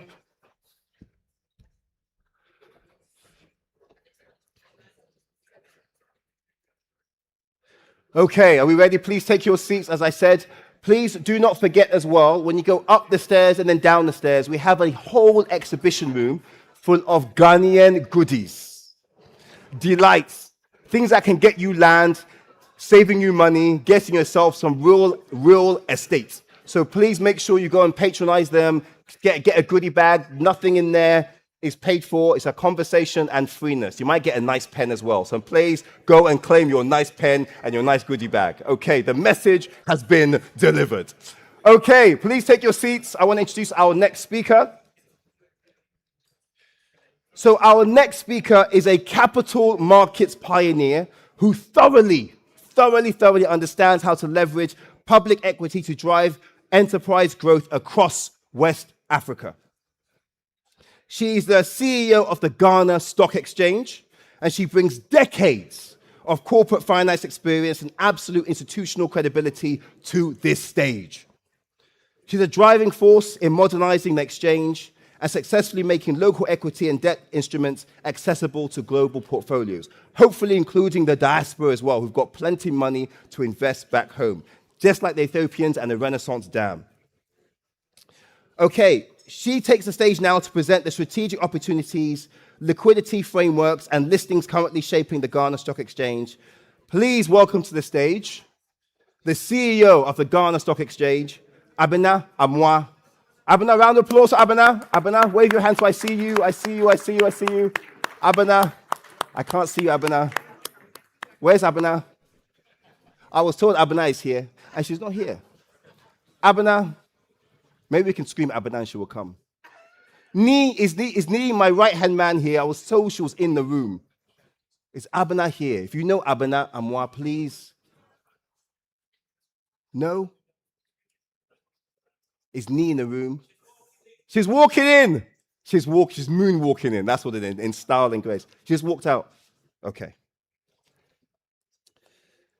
Okay, we're gonna go reverse style. So our next speaker is the head of primary markets, EMEA London Stock Exchange. She's an expert in bridging emerging market enterprises with the deepest pool of international liquidity. Her extensive experience assists African companies in scaling globally, right from the heart of the world's premier financial hub. Please welcome to the stage the head of primary markets for the London Stock Exchange, Abi Ajayi. Abi, are you here? Abi? I was told she was in the room as well. Abi? No? I'm going to go and find them. Nee, can you find them? I was told they were in the room. Okay, if not, as a good host always does, plan B. Okay. Every time I host an event, hopefully I get to host one of your events, I do a quiz to make sure if you are listening. So, we're going to do it by raising hands, yeah? Let's see which question I want to go to. Okay. In January 2026, Ghana's inflation rate had dropped dramatically.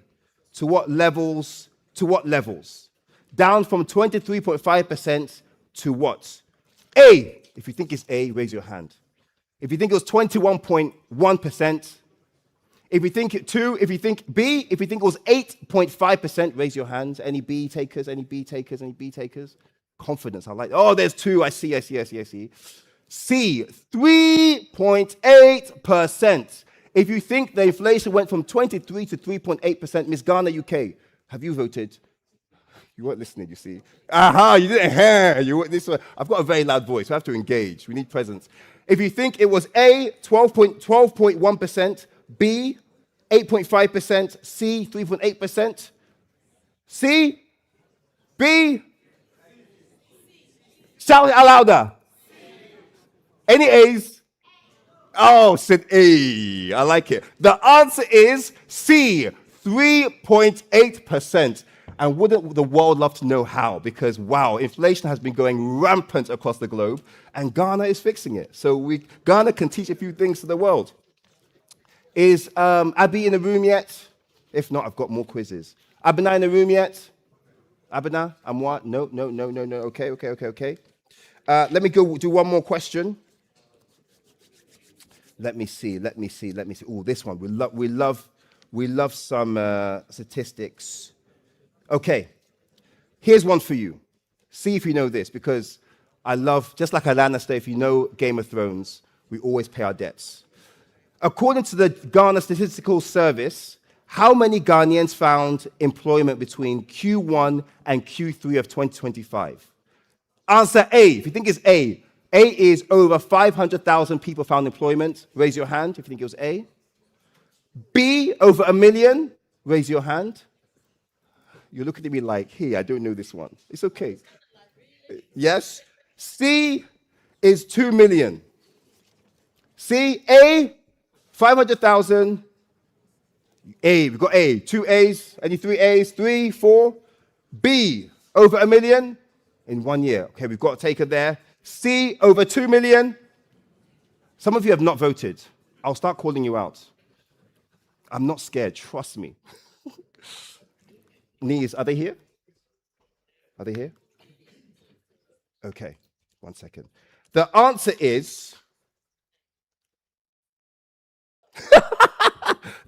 is, actually A. 950,000 citizens have escaped multi-dimensional poverty in less than 1 year. So our president is doing the thing. Let me scroll down to get my next speaker. 1 second.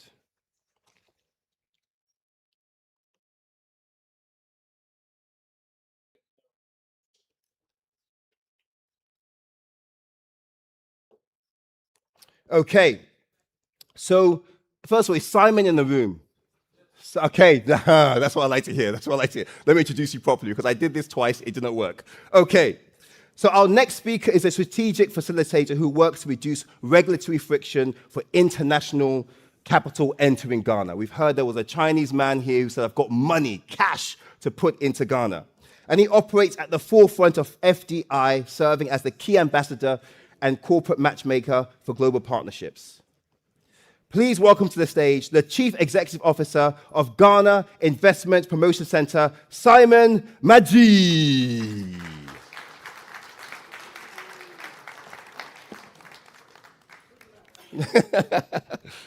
He doesn't need luck. He's a professional. Good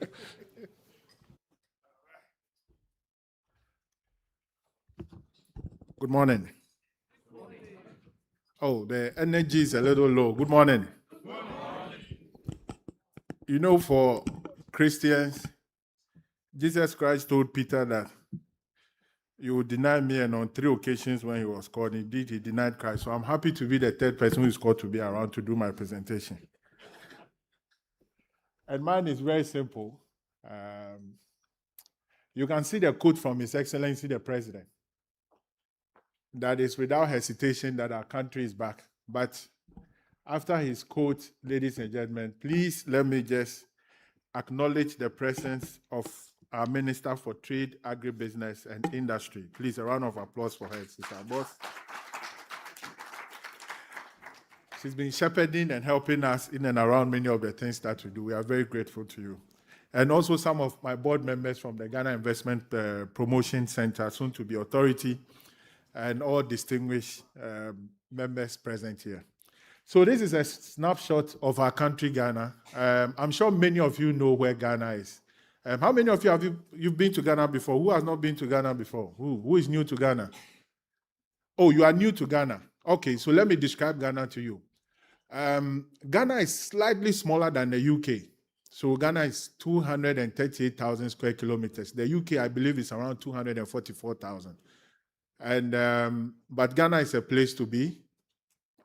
The UK is 60 million, Ghana is 34 million. But by 2050, the UK will be 70 million. So you increase just by 10 million. And by 2050, Ghana will be 50 million. So we'll move from 35 to 50. So your new growth area is in Ghana. And as His Excellency the President said, we are not just strategically located, but we have natural resources, and we have, most importantly, the people.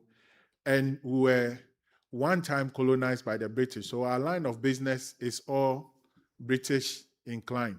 So our expectation is that we'll have a lot more British businesses operating in Ghana. Now, the next you have is a snapshot of the investment map of our country. So these are 16 regions, and these are the various investment potentials in all the 16 regions of our country. Whether you are in Ashanti region, you are in the Western region, I'll leave this with you, so just pay attention to me. Let me buy a bit of your time for the next 15 minutes. But what I want you to take note of is that Ghana is the Black Star, and it's not just the Black Star, it's also the home of reparations. And also what we have now is to make it easier for you to travel to our country with the e-visas. And it's visa-free, or free visa for African passport holders to come into our country. The next is to give you a breakdown of registered businesses in Ghana. Sometimes, if you are speaking about a country, many people would begin to think, so what happens in that country? So for those of you who've not been to Ghana, there are about, let me go back a little bit. There are about 2.6 million businesses registered in our country. Now, these are formal businesses, but because we are an entrepreneurial country, I bet all the 30 million plus people, each one has a business that they run. So the average Ghanaian that you meet is a business person waiting for partnerships with you. And the kind of partnership we are looking for is one that will propel our economy to grow, and that will also deliver value for you. So what I have here is a breakdown of registered businesses that are in Ghana, and also a breakdown of the investment value for many of our agencies. Now, there's a new agenda set by His Excellency the President and the Minister of Finance. He spoke about a new economy. I hope I'm on the same page. I can see so that I don't rush you. Yes, this is Ghana's new economy and reset agenda. This will give you a breakdown of what has been achieved so far. But as we heard the Minister of Finance, 1% of our GDP will be used to create a new economy, which will go into the areas of commercial farming, critical mineral processing, and all the areas that he listed. So why is Ghana the preferred hub? Why do we say we are the preferred hub in West Africa? It's already been mentioned. You come into Ghana, you can go into the Greater African AFCFTA market or the ECOWAS market of 125 million people. And for those of you who want to produce in Ghana and export back to the UK, we have the interim trade agreement with them as well. In America, you have AGOA, which is still ongoing. And then the EU is still there. And now China, which has a zero tariff. So the next will be to look at deepening some of the long-term strategic partnership between the United Kingdom and Ghana. So we've already mentioned that trade between Ghana and the UK stood at 1.6 billion in 2025. And the total FDI between the UK and Ghana since 1994 is well over 6.85 billion pounds.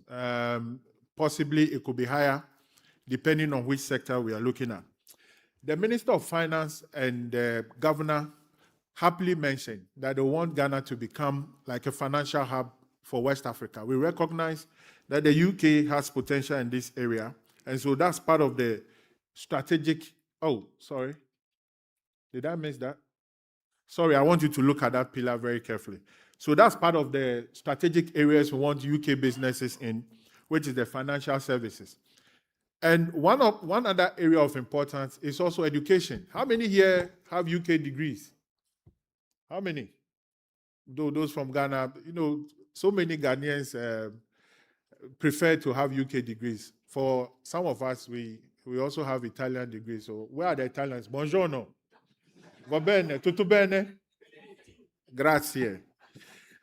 So for some of us, those who prefer, the UK is a natural ally to Ghana. Educational system is modeled along that of the UK. And that's one great area for investment. And so that also stands out. As well as climate and development finance, it's also a pillar. Now, to continue with that, you'll see the Ghana-UK Growth Partnership Framework. There's also the interim trade agreement. And in all of this, the strategic focus is on industrialization, investment, and sustainable growth, and also ties in with duty-free access and quota-free with superior investment protection. Now, I would move on quickly to this. What's the broad base of protecting your investment? So Ghana and the UK has what we call the Bilateral Investment Treaty. Now, this Bilateral Investment Treaty protects your investment. If you're a UK investor in Ghana, it outlines certain investments which you have, like most favored nation, national treatment, expropriation, if that has to happen. Expropriation rarely happens in Ghana, but if it happens, you will be adequately compensated with prompt payment, as well as subrogation in case your investment loses out and there's some insurance that has to be paid to you. There are also additional frameworks for your investment, and it has to do with a double taxation agreement between Ghana and the UK, which specifies the tax rate for some of your investment if you have to repatriate your money out of Ghana. So it avoids you being taxed in Ghana and also being taxed in the United States. Ladies and gentlemen, because my time is short, I'll move to why next you must come to Ghana. We've reformed our basic investment law, and I'll quickly just run you through. The President and the Minister for Trade have spoken about removal of the minimum capital requirement. That's not all. We also have citizenship by investment provisions in our new investment law, so you can invest, and subject to certain rules and regulations, you can acquire citizenship through that. We've improved on our investor grievance. We do appreciate that investors do have grievance, so we have a whole investor grievance mechanisms. But this new investment law also places obligations on investors, an obligation to obey human rights, to protect the environment, and to live by our labor standards as well. We've also improved the automatic investment quotas for investors and that are operating in Ghana. We've moved from 4 to as many as 12 quotas for those who are investing, as well as improvement in the technology transfer sector. I want to talk to you about what are the strategic investment opportunities areas. One, this is, we'll look at some of the emerging and future opportunities in our country. So we are talking about the National Artificial Intelligence Strategy, the digital economy and fintech. We are also talking about the virtual asset service providers law, carbon markets, and then we'll talk about the medical cannabis and industrial harm, and as well as green finance and energy transition. How many of you are into the medical cannabis? Any of you here? I can see a few hands at the back. Well, it's an $82 billion economy, and Ghana has fertile lands for that. And we are not saying for domestic consumption, it's for medical uses. As well as industrial and value addition opportunities in agro-processing, pharmaceuticals, the automotive, textiles, garments, machinery, engineering, and food processing. And then some sustainable infrastructure and climate investment. We spoke about renewable waste management, water infrastructure, industrial parks, logistics and transport, as well as climate-smart agriculture. So I'll start with our national artificial intelligence strategy. And these are the priority areas for us where we are inviting investors to use AI to enhance these priority areas for us. So AI in healthcare, agriculture, financial services, transport and logistics, public services, and natural resource management. We are looking for AI-embedded healthcare systems. We've spoken about smart agriculture, data centers, as well as AI-empowered logistics solutions and government digitalization systems. The next is to look at our fintech. And many of you have seen our fintech runs value over almost $50 billion US. There's a lot happening in our mobile money sector. We have over 26 million active e-money customers and close to 1 million registered agents. I can see some of the MTN people here. They'll be so happy with this one. So digital remittances remain a huge opportunity. We've seen many of the tap-taps and others coming in. Invoice discounting platforms for suppliers, as well as micro-insurance digital platforms. And, you know, the governor mentioned that we'll have digital platforms that can give small-scale loans to small businesses. All of these are new areas. The next, we are in the UK. This is part of the home of carbon markets and climate finance. So Ghana has an active carbon registry. We are just about the only one in West Africa to have a carbon market where you can trade, you can produce and trade on a carbon market. And we also have the Ghana Carbon Registry, and we are implementing Article 6 of the climate change agenda. So far, there's the potential to have about 1.1 billion United States dollars in financing by 2030, as well as carbon credit generation opportunities. Then we have our energy transition plan. This is by 2070. We want to create about 1.4 million jobs with an investment estimated to be about 562 billion United States dollars. And some of the opportunities are outlined: the expansion of our solar, wind, hydro, as well as electric vehicle industry, lithium mining and processing, green mineral export processing, smart energy management, and on and on. So that's for our green transition. For who, let me see those who are into cryptocurrency. Who is into cryptocurrency, Bitcoins? Yes. Please look nowhere than Ghana. So we've passed our first digital assets and virtual, asset service providers law to deal with digital payment, blockchain, and into cryptocurrency and Bitcoin. Then this is my favorite, medical cannabis and industrial harm. I know to many investors, this is new, but this has significant promise in our country and opportunities emerging in pharmaceuticals, as well as marketing and export of same. Electric vehicles it goes without saying, this is our target. We want to have up to 1,000 charging stations by 2028 and to penetrate the market by 2045 with EVs. And so last week, our Minister for Trade, Agribusiness and Industry was in China to encourage EV manufacturing and assembling into our country. We do have opportunities for battery assembly, for EV technician training, and others, electronic vehicle. I've spoken to you about crypto and digital assets, so I'll move on. Now, let's look at our country's industrial policy and where our agro-processing opportunities are. So they are in our agro-industrial development. This is the contribution to the GDP of our country: cocoa processing, food processing, agriculture, industrial parks. Yesterday, His Excellency the President said that the ambition is to process 50% of our cocoa beans. And he also mentioned that met our rules of origin. And so you can produce in Ghana and send it to the rest of Africa under the AFCFTA, because the cocoa product is 100%, the cocoa beans is 100% cultivated in Ghana. This is the value of our cocoa sector, and we are the second largest, and that's where the opportunities are. We also heard the British High Commissioner mention business about shea butter. So this is the shea butter industry in Ghana is around 640 million United States dollars and produces this number of tons every year. And so we have different opportunities either to refine the crude shea butter in Ghana or produce them and market and package them. Then we have our manufacturing and industrial development, which I've outlined: our pharmaceuticals, our machinery, our textiles and garment industry, our bamboo, as well as some of the areas under the strategic initiative of the 24-hour economy, like the Volo Bato, the Kou, Afram Plains, and everything. For those in the UK, pharmaceuticals also play a major role. Our friends from 24-hour visited, AstraZeneca, right, a few days ago here.